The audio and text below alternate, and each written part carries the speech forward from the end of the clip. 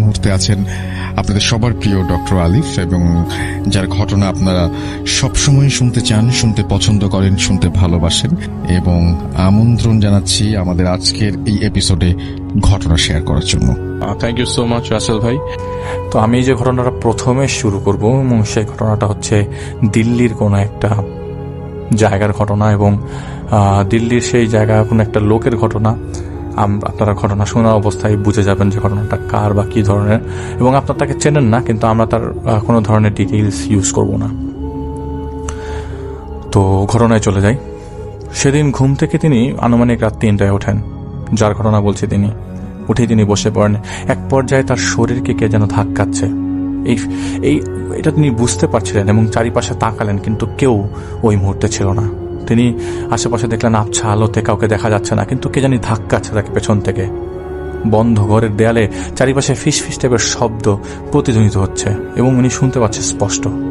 এই ঘটনাটা শুরু করার আগে আমি বলে নেই, যার ঘটনা আমি শেয়ার করবো তার নাম হচ্ছে অরবিন্দ, এবং এটা একটা ছদ্মনাম। আমি ওনার অরিজিনাল নাম ব্যবহার করতে পারছি না। তার ছিল এক ছেলে, এবং তার বয়স যখন 18 থেকে 20 বছর হবে, ওই সময়টায় তিনি যাবজ্জীবন সাজাপ্রাপ্ত হন। আসলে বলতে গেলে উনি একটু সাইকিক পেশেন্ট ছিল। সেদিন ছিল অনেক বৃষ্টি, তার হিতাহিত কোনো জ্ঞান ছিল না, এবং তিনি নিজেই বলেছেন তিনি মদ খেয়ে আসেন, এবং আসার পরে যতটুকু তার মনে পড়ে তার স্ত্রীর সাথে ঝগড়া হয়, এবং ঝগড়ার এক পর্যায়ে তার খুব খারাপ লাগতে থাকে এবং মেজাজ খারাপ লাগে, মারধর করা শুরু করে দেয় তার স্ত্রীর। তো ঝগড়াটা এমনভাবে মোড় নেয়, তখন তার স্ত্রী তাকে বোতল দিয়ে বাড়ি দিয়ে ফেলে। রাত 3টা বাজে। তিনি সাথে সাথে রাগ আর কন্ট্রোল করতে পারে না, এবং খাটের নিচের যে বটিটা ছিল সেটা দিয়ে তার স্ত্রীকে এক কোপ দেয়। কোপ দেওয়ার সাথে সাথে স্ত্রী যখন পড়ে যায়, মৃত্যু নিশ্চিত করার জন্য স্ত্রীকে তিনি ভালো করে জবাই করেন, এবং সেই জবাই করা বডিটার সহ 6 টুকরা করেন, এবং এটা একটা বস্তায় ভরেন, এবং সেই বস্তাটা তিনি পাশে একটা জঙ্গলে ফেলে পালিয়ে যান। পরে সেই লাশ ট্রেস আউট করা হয় 1 বছর পর। 1 বছর পর তিনি পালিয়ে, লাশ ট্রেস আউট করে এরাকে ধরা হয় 1 বছর পর, এবং 1 বছর পর তিনি যখন ধরা হয়, মামলা থাকার কারণে আদালত তাকে 3 বছর পর জেল দেয়। সেই জেলে তাকে যাবজ্জীবন কারাদণ্ড দেওয়া হয়। তিনি সবাইকে বলে বেড়াতেন তিনি যে কাজ করেছেন সেটাতে ফাঁসি হবার কথা, কিন্তু যাবজ্জীবন পেয়ে যায় তিনি। সেই থেকে জেলে থাকা, কিন্তু জেলে তিনি ভালো ছিলেন। প্রায় 10 বছর জেলে থাকার পরে তিনি একটা জিনিস লক্ষ্য করা শুরু করলেন। তিনি প্রায় স্বপ্ন দেখতেন, এবং যেদিন স্বপ্ন দেখতেন সেদিন তার সারা শরীর ঘামত এবং কান দিয়ে রক্ত পড়ত। প্রথমে শব্দ স্বপ্ন মনে হলো, স্বপ্নটা মনে হলো, পরবর্তী সময় জীবন্ত লাগতো, এবং মাঝে মাঝে স্বপ্নটা মনে থাকতো, পরের সময় আবার তিনি ভুলে যেত।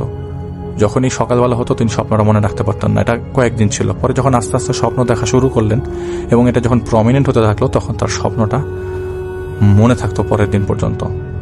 এইটা ছিল তখন তার কন্ডিশন। সাল তখন 1976। তিনি তখন ওই সেন্ট্রাল জেলের জল্লাদ হিসেবে নিযুক্ত হন। এগুলো তার আগের ঘটনা। একটা ফাঁসির রায় এসেছে, আর জল্লাদ হতেও খুব ইজি না, যখন অনেক প্রসিজিওর আছে। যে লোকের ফাঁসি, সেই লোক সম্পর্কে উনি তেমন কিছু জানতেন না। উনি অনেকবার জেলে তাকে দেখেছেন। 56টা মার্ডার কেসের আসামি যে লোকের ফাঁসি হবে, সেই লোক এতটুকু জানলেন যে ফাঁসি হবে। তিনি সকাল থেকে আলাদা থাকতেন যেদিন যার ফাঁসি হবে। এটা তার হাতে ওই দিনের প্রথম ফাঁসি, এবং তার জীবনের প্রথম ফাঁসি। তিনি ফাঁসির দিন দিবাগত রাতে একটা স্বপ্ন দেখেন। তিনি স্পষ্ট দেখতে পান স্বপ্নে যে লোককে ফাঁসি দিবেন সেই লোকটা বলছে, তুইও বেশি দিন ভালো থাকবি না, আজ হয়তো আমার ফাঁসি হবে তোর হাতে, কিন্তু তুই প্রতিদিন জীবন্ত ফাঁসির কাঠগড়ায় দাঁড়াবি। তার ঘুম ভেঙে যায়, সারা শরীর ঘামছে কাঁপুনি দিয়ে, এবং কান দিয়ে রক্ত আসছে। তিনি তার জীবনের প্রথম ফাঁসি দিবে সেদিন। তার সেদিন ভয় লাগছিল। সেদিন রাত 12টায় তিনি মঞ্চে যান। সেই লোকের ফাঁসি দেওয়ার আগে কালো কাপড় পরানোর সময় সেই লোক বলেছিল, তুইও কিন্তু কাঁদবি, তুইও কিন্তু হাসবি। তো তিনি তোর কথার কোনো গুরুত্ব না দিয়ে সেই লাঠি টান দিয়ে দেন, এবং টিপিক্যাল পদ্ধতিতে ঝুলে পড়ে সেই দেহ। তিনি জাস্ট এতটুকুই দেখলেন, একটা বিশাল বড় নিঃশ্বাসের মতো সাউন্ড নিচ থেকে উপর উঠে গেল। সেই সাউন্ডটা আসলে কি, এটা এরকম কেন? আগে যদিও ওই নিচের রুমে তিনি আগে গিয়েছিলেন, সবকিছু চেক করেছেন ঠিকঠাক আছে কিনা, রশি ঠিক আছে কিনা, কিন্তু এ কি করে সম্ভব, এত বড় লম্বা নিঃশ্বাস?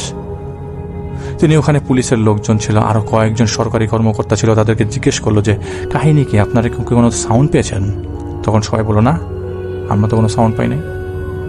মনে ছিল পাহাড় থেকে কাউকে ফেলে দেওয়া হয়েছে, এরকম কোনো একটা শব্দ। সেদিন রাতে তিনি ঘুমান, কোনো প্রবলেম হয় নাই। ঠিক পরের দিন ঘুম থেকে উঠে বসেন, তার নাক দিয়ে কান দিয়ে রক্ত পড়ছে এবং অনবরত রক্ত পড়ছে। হঠাৎ এক পুলিশের গার্ড দেখার পর তাকে মেডিকেলের কাছে নিয়ে যায় এবং মেডিকেলের লোক নিয়ে আসে। এক্সেসিভ ব্লাড প্রেশারে পরে প্রায় সময় তার দেহর কারণে, তার বডির কারণে এক্সেসিভ ব্লাড প্রেশারে পড়তো। তার ওয়েট ছিল 175 কেজি। তারপর ডক্টর দেখে প্রেসক্রিপশন আসে এবং রীতিমতো অনেক দিন রেস্টে ছিলেন। যে কয়দিন রেস্টে ছিলেন সেখানে তিনি চিকিৎসা নিয়েছেন, ততদিন ভালো ছিলেন। এরপরে তিনি প্রায় স্বপ্ন দেখতেন, কোনো কোনো দিন মনে রাখতেন, কোনো কোনো দিন ভুলে যেতেন। সেদিন ছিল শীতের রাত, বাইরে বেশ বৃষ্টি, শীতের সময় বৃষ্টি। 1978 সাল। তিনি স্বপ্নে দেখেন তার ছেলেকে ফাঁসি দিচ্ছেন। তার ছেলে মঞ্চে যাচ্ছে এবং তাকে বলছে, বাবা আমাকে ফাঁসি দিও না, আমি কিছু করি নাই। এমন কেন করতে হয় বাবা? তুমি এই 2 হাতে আমার জানকে কিভাবে ঝুলিয়ে দিতে পারবে? তিনি ঘুমের মধ্যে কেঁদে ওঠে। ঘুম থেকে ওঠার পর সেই কান দিয়ে রক্ত। সেদিন হালকা রক্ত ছিল। তিনি কেয়ার করলেন না পরে, কারণ কোনো পেইন ছিল না। সেদিন আরেকটা ফাঁসি হবে। টাইমটা পরে জানানো হলো রাত 1টায় ফাঁসি হবে। জানা গেল কোনো এক রেপ কেসের আসামি, সেই মেয়েকে রেপ করার পর 24 টুকরা করা হয়েছিল। সেই লোকের ফাঁসি, যিনি টুকরা করেছেন। 15 বছরের জেল তখন তার অতিবাহিত। তার মানে 1963 সাল থেকে তিনি জেলে ঢুকেন। সেই রেপিস্টের মাথায় বিশাল বড় একটা অংশ কাটা চিহ্নের দাগ। সেই দাগ খুব সহজে চেনা যায়, খুব সহজে এড়ানো যায় না। তিনি ঠিক রাত 1টায় ফাঁসি দেয় এবং ফাঁসি দেওয়ার পর এই লাশ নিতে কেউ আসে না।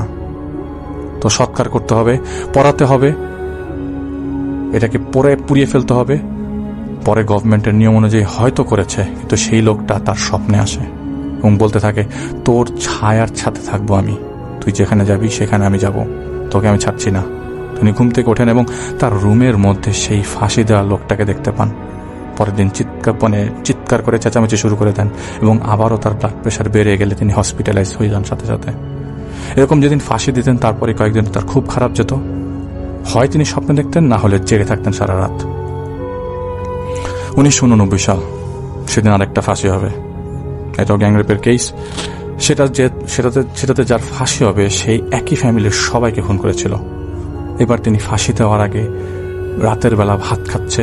খাওয়ার পর সেলে গভর্নমেন্টের লোক আসে এবং জানায় দেয় যে তাকে ফাঁসি দিতে হবে। তিনি রাতের বেলা ঘুম ভেঙে বসে থাকেন। জাগ্রত অবস্থায় তিনি দেখেন 5 জন মানুষ তার সেলের ভেতর। ওখান থেকে বয়স্ক এক লোক বলছে, তোমার হাতে আরেকজনের ফাঁসি হবে, ওকে মেরে ফেলো, ও যেন না বাঁচে। যার ফাঁসি হবে তার কথা বলছে। তিনি ভয়ে চিৎকার করতে থাকে। আশেপাশের লোকজন চিৎকার শুনে কাহিনী কি। পরে তিনি কাউকে কিছু বলতে চাইলেন না। তার ভেতরে তিনি একজনের সাথে শেয়ার করেন তার পুরো বিষয়। তিনি বলেন, দেখো এই পূজা করে দেখতে পারো, তাকে বলা হয় যে তুমি পূজা করে দেখতে পারো কোনো ফল যদি পাওয়া যায়, কিন্তু উনি কিছুই করেন না। ফাঁসি দেন এবং ফাঁসির পর থেকে কেন জানি তিনি আর ঘুমাতে পারতেন না। ঘুমাতে গেলে তিনি অনেক কিছু দেখতেন, তাই সজাগ থাকতেন এবং দিনের বেলা সেখানে একটা গাছ ছিল, ওটার নিচে ঘুমাইতেন। ওনার ঘটনা কালেক্ট করা হয় ওনার ছেলের কাছ থেকে। দিল্লির কোনো একটা জায়গার লোক তিনি। এই স্বপ্ন, এই ফিস নিয়ে প্রায় 40 বছর তিনি জেল কাটান। জল্লাদের কাজ ছিল, কয়েকবার জল্লাদের কাজ করেছেন তিনি। 2003 সালে তিনি জেল থেকে ছাড়া পান এবং 2005 সালে তিনি মৃত্যুবরণ করেন ব্রেন স্ট্রোক করে। তা করবো, আমরা সরাসরি চলে যাব আফনান ভাইয়ের কাছে এবং আফনান ভাইয়ের কাছ থেকে তার ঘটনা শুনবো। আসসালামু আলাইকুম প্রিয় লিসেনার্স, রাসেল ভাই, আশা করছি সবাই ভালো আছেন। প্রিয় লিসেনার্স, আপনাদের অনেকেরই চাওয়া ছিল যে জুনি ভূতের 3rd পার্ট আসবে কি আসবে না। আসলে এটা আমি মোটেও নিশ্চিত ছিলাম না, কারণ আমি ধারণা করে নিয়েছিলাম যে এটাই শেষ হয়তোবা, কারণ 2টো পার্ট তো বলেছি, এটাই হয়তোবা শেষ। এই অল্প কিছুদিন আগে আমাকে আলামিন, যে আলামিন আর কি মূলত জুনিভূতের ঘটনাটি আমাকে দিয়েছিল, এই আলামিন আমাকে জানায় যে সে জুনিভূতের 3rd পার্টটি পেয়েছে। তো সত্যি অবিশ্বাস্য। আমরা চিন্তা করেছিলাম যে প্রায় আফটার 40 ইয়ার্স, 40 বছর পর পর জুনিভূতের কখনো কখনো আবির্ভাব এর আগেও হয়েছে। তো এর আগেও রাসেল ভাই আপনাকেও বলেছি যে 40 বছর পর পর তাকে অনেকেই বলে সে আবির্ভূত হয় কোনো না কোনো ভাবে। তো আমি যখনই আসলে এই ঘটনাটি শুনেছি আমি খুব চমকে উঠেছি। আসলেই তো সত্য। 2022 সালে এসে আবার জুনিভূতের আবির্ভাব হয়েছে। তো সেই ঘটনাটি মূলত আমি এখন আপনাদেরকে শোনাতে যাচ্ছি। ঘটনাটি খুব বেশি দিন আগের না, এখন থেকে জাস্ট 7 মাস আগের ঘটনা। খুব বেশি দিন আর, জাস্ট 7 মাস। এবং প্রিয় লিসেনার্স, আপনারা জানেন যে জুনি সে একটা বিশেষ কারণে একটি আম গাছে গলায় দড়ি দিয়ে সুইসাইড করে। যে আম গাছটি আলফাডাঙ্গা উপজেলা, যেটা ফরিদপুরের আলফাডাঙ্গা উপজেলার পানাইল গ্রামে অবস্থিত। জুনির বাড়িটা পানাইল গ্রামে ছিল।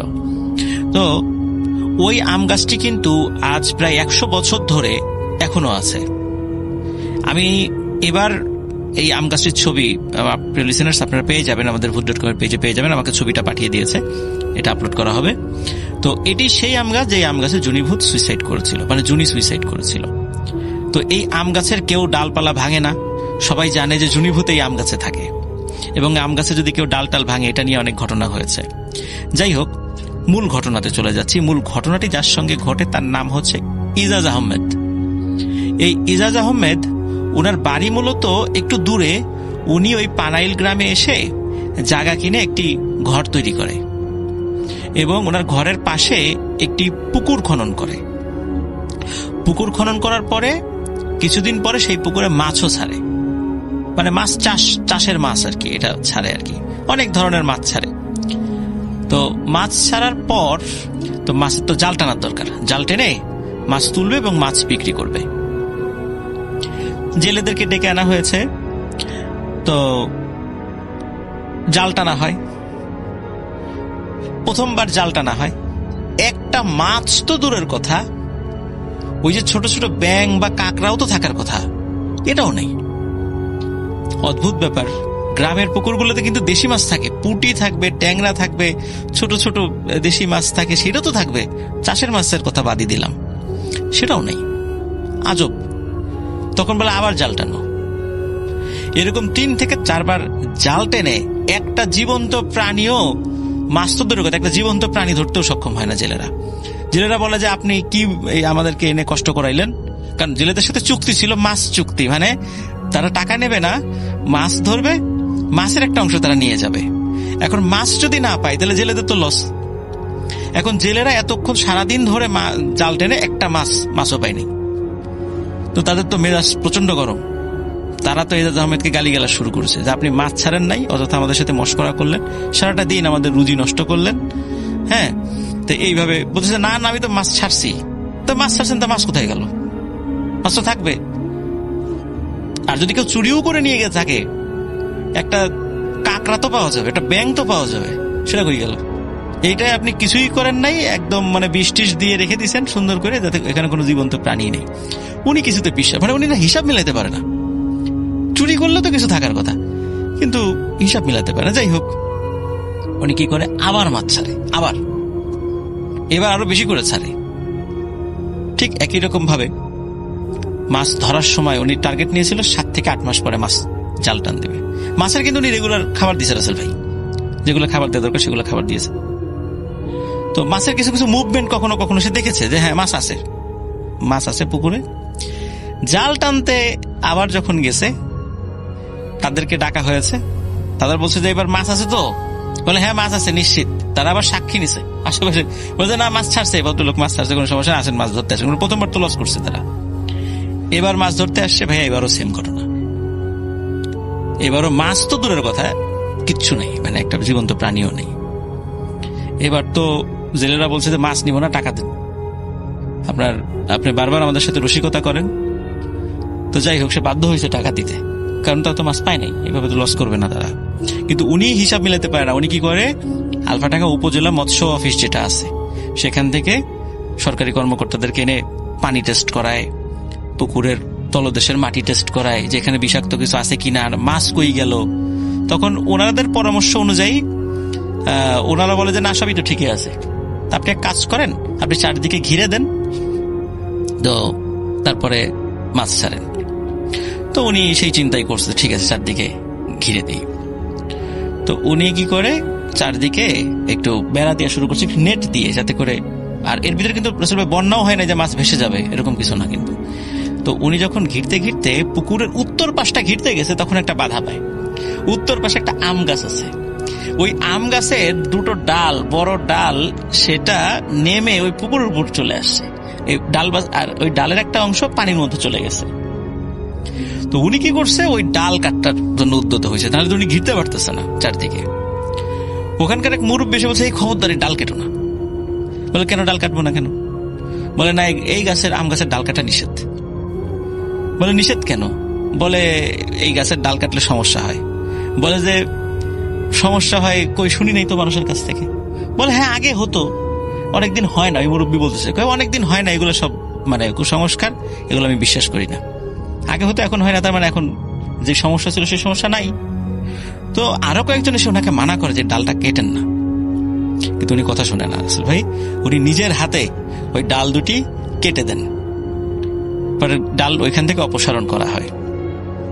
যাক, ডাল কেটে দেওয়া হয়।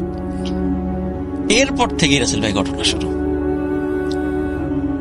প্রথম যেটা হয় সেটা হচ্ছে যে উনি এক রাত্রে ওনাকে খুঁজে পাওয়া যাচ্ছিল না।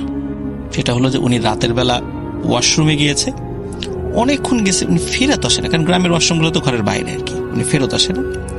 তো ওনার ওয়াইফ উনি খুঁজতে বের হয়েছে, কি ব্যাপারে এতক্ষণ হয়ে গেল, 1 ঘন্টার উপরে হয়ে গেল, আসে না, কোনো সমস্যা হলো কিনা। তো উনি বের হয়ে দেখে যে উনি যে পানির পাত্রটা নিয়ে ওয়াশরুমে যাচ্ছিলেন সেটি উপর হয়ে পড়ে আছে মাটিতে, উনি নাই। তখন ওনার সন্দেহ জাগে, বাড়ির সব সদস্যদেরকে ডেকে তোলে। তখন আবার প্রতিবেশীদেরকেও ডাকা হয়, তারা ওঠে, খুঁজতে থাকে, টর্চ লাইট নিয়ে খুঁজতে বের হয়। তাকে ওই আম গাছের নিচে খুবই মারাত্মক জখম অবস্থায় পাওয়া যায়। তাকে এইরকম মনে হচ্ছে সে মারাই গেছে, কিন্তু দেখা গেল যে না, এখনো তার শ্বাস প্রশ্বাস চলছে। তখন তাকে ওইখান থেকে নিয়ে দ্রুত আলফাডাঙ্গা মানে উপজেলা হসপিটালে ভর্তি করা হয়। এখানে আসলে ভাই দেখা যায় তার ডান হাতটা এই কোনই থেকে নখের আগা পর্যন্ত এমন ভাবে থেতলে দেওয়া হয়েছে যেমন কোনো একটা ভারী পাথর দিয়ে আঘাতের পর আঘাত করে করে করে করে যদি থেতলে দেওয়া হয়, এমন ভয়ানক অবস্থা হয়েছে। আর শরীরের বিভিন্ন জায়গায় মারাত্মক মানে আঘাতের চিহ্ন। তো তাকে ট্রিটমেন্ট দেয়া হয়। ডাক্তাররা বলেন তার এই হাতের আর কোনো চিকিৎসা সম্ভব নয়, এটাকে কেটে বাদ দিতে হবে। এটা আর কোনো অপারেশনের করারও কোনো অবস্থায় নাই, পৃথিবীর কোনো ডাক্তার এটা করতেও পারবে না। তখন তার ওই ডান হাতের কোনই থেকে কেটে বাদ দেওয়া হয়। উনি যখন একটু সেন্সে আসেন আর কি, তখন ওনাকে জিজ্ঞেস করা হয় যে কি হয়েছিল, কে এই কাজটি করলো। ওরা চিন্তা করছে কারণ আমি প্রতিবেশী নামে কেস টেস্ট করবে, কিন্তু একদম সরাসরি স্টেটমেন্ট না শুনে তো কারণ আমি মামলা করা যায় না। তো উনি বলেন যে উনি রাতে যখন ওয়াশরুম এর জন্য বের হয়েছেন, হঠাৎ করে মনে হলো কে যেন সজোরে তার মুখে একটা চড় দিল, এবং চড় দেওয়ার পরে তাকে তার ডান হাত ধরে টানতে টানতে মনে হচ্ছে কেন একটা ছায়ার মতো টানতে টানতে ওই আম গাছের কাছে নিয়ে গেছে। এবং নেয়ার পরে তার মানে শরীরের বিভিন্ন জায়গায় আঘাত করছে, এবং আঘাতের একটা পর্যায়ে সে যখন মানে সে কিন্তু প্রচন্ড জোরে চিৎকার করছে, কিন্তু তার চিৎকার কেউ শুনছে না। তারপরে যেটা হয় সেটা হলো যে উনি দেখেন যে যেই ছায়ামূর্তিটি তাকে আঘাত করছে সেটা একটা নারী ছায়ামূর্তি। সে শাড়ি পরা, একটা স্বাভাবিক মানুষের মতোই তার চেহারা, এবং বোঝা যাচ্ছে যে নারী চাঁদের আলোতে যতটুকু উনি বুঝতে পেরেছেন ওই কঠিন পরিস্থিতির মধ্যেই, তার বয়স 16 থেকে 18 হবে এমন একটা মেয়ে। তার চাঁদের আলোতে তার চেহারা বোঝা যাচ্ছে যে মোটামুটি যে সে বেশ সুদর্শনা একজন নারী আর কি। এবং সে ওই আঘাত করার একটা পর্যায়ে সে করে কি, ওর হাত চেপে ধরে, ডান হাতটা চেপে ধরে, এবং যেখানে চেপে ধরে সেখানে হাড় কটকট কটকট শব্দে ভাঙতে থাকে, মানে একদম গুঁড়ো গুঁড়ো হয়ে যেতে থাকে। এইখানে ধরে, যখন ভেঙে যায় আরেকটু নিচে ধরে, সেখানে ভেঙে যায় আবার নিচে, এইভাবে ভাঙতে ভাঙতে নখ পর্যন্ত একদম ভেঙে গুঁড়ো গুঁড়ো করে ফেলে। এবং তারপরে তার আর কোনো সেন্স ছিল না। তার যখন সেন্স ফেরে তখন দেখে সে হসপিটালে, আর তারপর তো হাত কেটে বাদ দেয়াই হয়। যাই হোক, এই ঘটনা শোনার পর ওনাকে ওই আলফাডাঙ্গাতেই নাম করা একজন হুজুর আছে, সঙ্গত কারণে তার নামটা বলেনি আমাকে, তার কাছে নিয়ে যাওয়া হয়। নিয়ে যাওয়ার পরে ও আরেকটা বিষয় রাসেল ভাই, ওই যে আমরা জুনিভূতের ফার্স্ট গল্পে বলেছিলাম কাউসার মোল্লা নামক একজন ব্যক্তি, যিনি জুনিকে জীবিত অবস্থায় দেখেছিলেন, বহু আগের কথা। কাউসার মোল্লা 1 মাস হলো মারা গেছেন। আমরা আমাদের পেজে কিন্তু এটার পোস্টও দিয়েছিলাম যে জুনিকে দেখা জীবিত অবস্থায় দেখা একমাত্র ব্যক্তি যিনি কাউসার মোল্লা ছিলেন, উনি মারা গেছেন। কাউসার মোল্লা যদি ডাকতো, উনি আবার এইসব কবিরাজি জানতেন, তো জুনির ওই জুনিরূপী জিনটি হাজির হতো। এখন কাউসার মোল্লার তো শারীরিক, তখনও জীবিত ছিল আর কি, তার তো শারীরিক অবস্থা তো ভালো ছিল না, মানে বয়সের কারণে তার স্মৃতি ছিল না, বিছানায় পড়ে গেছিলেন। তো তখন আলফাডাঙ্গা ওই হুজুরের কাছে নিয়ে যাওয়া হয়। তো ওই হুজুর ওই জুনিভূতকে হাজির করেন। হাজির করার পরে বলা হয়, ওই জুনি বলেন যে দীর্ঘদিন তো আমি তোমাদেরকে কোনো বিরক্ত করি নাই, তোমরা তোমাদের মতো আছো, আমি আমার মতো আছি। তো ওই আম গাছের ডাল তো আমি অনেক আগেই বলেছি যে কাটা যাবে না, আম গাছের কোনো ক্ষতি করা যাবে না। তারপরও ওই গ্রামের একজন তাকে বলছিল যে আম গাছের ডালটা না কাটতে। তাহলে ও কেন কাটলো? এটাই ছিল ওর অপরাধ। তখন বলা হলো যে মানলাম তার অপরাধ, তুমি শাস্তি দিয়েছ, পুকুরের মাছের কি হলো? বলে যে এই আম গাছের ডাল যেই জায়গায় পড়বে সেখানে কোনো লাভের আশা করা যাবে না, সেখানে কিছুই হবে না, এই কোনো মাছ থাকবে না, কোনো জীবন্ত প্রাণীও থাকবে না সেখানে। যেহেতু ওই আম গাছের ডাল বাড়তে বাড়তে পুকুরের মধ্যে চলে গেছে, সুতরাং এই কারণেই সেখানে কোনো মাছ নাই এবং ভবিষ্যতেও এখানে কোনো মাছ বা জীবিত প্রাণী থাকবে না, এটা বলে। এটা খুবই অদ্ভুত ব্যাপার আছে ভাই, মানে আমি এরকম শুনি নাই। কারণ হঠাৎ পুকুরের সব মাছ উধাও, এমনকি উনি কিন্তু পানি সেচেছিলেন একবারও, মানে ওই 3rd টাইম যখন ঘেরার আগে পানি সেচেছিলেন, যে তখনও একটা জীবিত কিছু পাওয়া যায়নি। জালে তো ধরা পড়ে নাই, পানি সেচার পরেও কোনো কিছু পাওয়া যায়নি। তো যাই হোক, তো জুনি বলে যে তোমরা তোমাদের মতো থাকো, আমাকে আমার মতো থাকতে দাও, তোমরা এখানে এসে কোনো ডিস্টার্ব করবে না, ক্ষতি করবে না, আমিও তোমাদের কোনো ক্ষতি করব না। এটাই, এখানে কিন্তু রাসেল ভাই ঘটনা শেষ না, ঘটনা আর একটা ব্যাপার আছে। সেটা হচ্ছে যে আমরা জুনিভূতের ফার্স্ট যে ঘটনাটি বলেছিলাম, আলামিন ডাক্তার, গ্রাম ডাক্তার ছিল, তার মধ্যে একটা অদ্ভুত স্বভাব দেখা দিয়েছিল, মেয়েদের মতো আচরণ। সে অসুস্থ হচ্ছে এবং তার মধ্যে মেয়েদের আচরণ প্রকাশিত হচ্ছে এবং মৃত্যুর আগে সেই আচরণটা প্রকট হয়ে যায়। এরপরে জুনির মৃত্যুর জন্য যে 3টা ছেলে দায়ী ছিল, সর্বশেষ যে ছেলেটা মারা গেছিল তার মধ্যেও মেয়েলি আচরণ প্রকাশিত হয়েছিল। সে কোনো মেয়েদেরকে দেখলে দৌড়ে গিয়ে হাতে পায়ে জড়ায় ধরে কাঁদত যে জুনি আমারে মাফ করে দাও, আমারে মাফ করে দাও, আমার ভুল হয়ে গেছে। মেয়েরা দেখলে ওকে দেখলে দূরে পালিয়ে যেত ওর এই আচরণ দেখলে, পাগল মনে করে। এটা তো সে বহু আগের ঘটনা। আলামিন ডাক্তারও কিন্তু ওই মেয়েদের মতো আচরণ, লাস্ট এই ইজাজউদ্দিনের সেম আচরণ প্রকাশিত হয়েছিল। উনি হঠাৎ করে ওনার পরিবারের সদস্যদেরকে বলতে থাকে, এই আমাকে শাড়ি দে, আমাকে চুড়ি দে, এই কি আমি এরকম লুঙ্গি পরে আছি কেন, আমি শার্ট পরে আছি কেন, এটা কি আমার পোশাক নাকি, এরকম বলা শুরু করে। এবং বাড়ির লোকজন বুঝতে পারে যে তার মানসিক সমস্যা দেখা দিয়েছে এবং অনেকেও বুঝতে পারে এইটা জুনি এর আগে যে 2টা ঘটনা ঘটেছে রাসেল ভাই, 3rd টাইম সেটা প্রকাশিত হচ্ছে, এই আচরণটা প্রকাশিত হচ্ছে। তারা বুঝতে পারে যে মৃত্যুর হয়তোবা মানে সময় চলে আসছে, আর হয়তোবা বেশি দিন বাঁচবে না। মৃত্যুর আগে উনি সত্যি পরিবারের সদস্যদের মানে মতামত উপেক্ষা করে উনি জোর করে মেয়েদের জামা কাপড় পরার চেষ্টা করত। আমরা কিন্তু রাসেল ভাই এই বিষয়টা জানতেই পারিনি, মানে আলামিন কিন্তু জানতেই পারিনি। আলামিনের চাচাতো ভাই নাম হচ্ছে মেশকাত, এই মেশকাতের আত্মীয় হচ্ছে এই ইজাজ আহমেদ। ওনাদের কাছে খবর আসে ইজাজ আহমেদ মারা গেছেন, তার রুহের মাগফিরাতের জন্য দোয়া অনুষ্ঠান হবে। তো মেশকাত এই দোয়া অনুষ্ঠানে যায়, যাওয়ার পরে জানতে পারে যে এই ঘটনা ঘটেছে তার সাথে। তখনই এই ঘটনা আলামিনকে বলে। আলামিন তখন বলে যে ভাই, এই জুনিভূতের তো 3rd আর একটা ঘটনা পেয়ে গেছি। এই হলো ঘটনা, মৃত্যুর আগে ওনার মধ্যেও এই মেয়েলি আচরণ প্রকাশিত হয়েছিল। আমরা এর আগের 2টো ঘটনাতেও একই রকম বিষয় কিন্তু পেয়েছি, 3rd টাইমেও আমরা একই রকম বিষয় পেলাম। তাহলে এটা মোটামুটি আমাদের বোঝা গেল যে জুনি আক্রমণ করলে তার মধ্যে এট দ্য 11th মানে একদম শেষ পর্যায়ে এই আচরণটা তার মধ্যে দেখা যাবে। এটা খুবই একটা অদ্ভুত বিষয় যে আমি মানে এমনি হয় জিনে ধরলে এরকম সমস্যা হয়, কিন্তু জুনিভূতের মানে আক্রমণের একটা বিশেষ চিহ্ন হচ্ছে এই বিষয় যে তাকে আক্রমণ করবে এইভাবে, বা মৃত্যুর শেষ দিকে সেই অবস্থা হয়ে যাবে। আপনার কি মনে হয় যে জুনিভূতের এর পরে কি আর কোনো এপিসোড বা পর্ব আসার সম্ভাবনা আছে কিনা? আমি চাই ভাইয়া, মানে আমি মন থেকে চাই যে এই ধরনের ঘটনা আর কারোর সাথে না ঘটুক, আমাদের জন্য আর বলতে না হয়, কারণ এই ঘটনা ঘটা মানে কারো মৃত্যু। Right, thank you so much Afnan ভাই। আশা করছি আপনি ঘটনা শেয়ার করে অনেক যেমন আনন্দ পেয়েছেন, লিসেনার যারা শুনছেন তারাও অনেক বেশি আনন্দ পেয়েছেন। এই মুহূর্তে আছেন আপনাদের সবার প্রিয় ডক্টর আলিফ, এবং যার ঘটনা আপনারা সবসময় শুনতে চান, শুনতে পছন্দ করেন, শুনতে ভালোবাসেন, এবং আমন্ত্রণ জানাচ্ছি আমাদের আজকের এই এপিসোডে ঘটনা শেয়ার করার জন্য।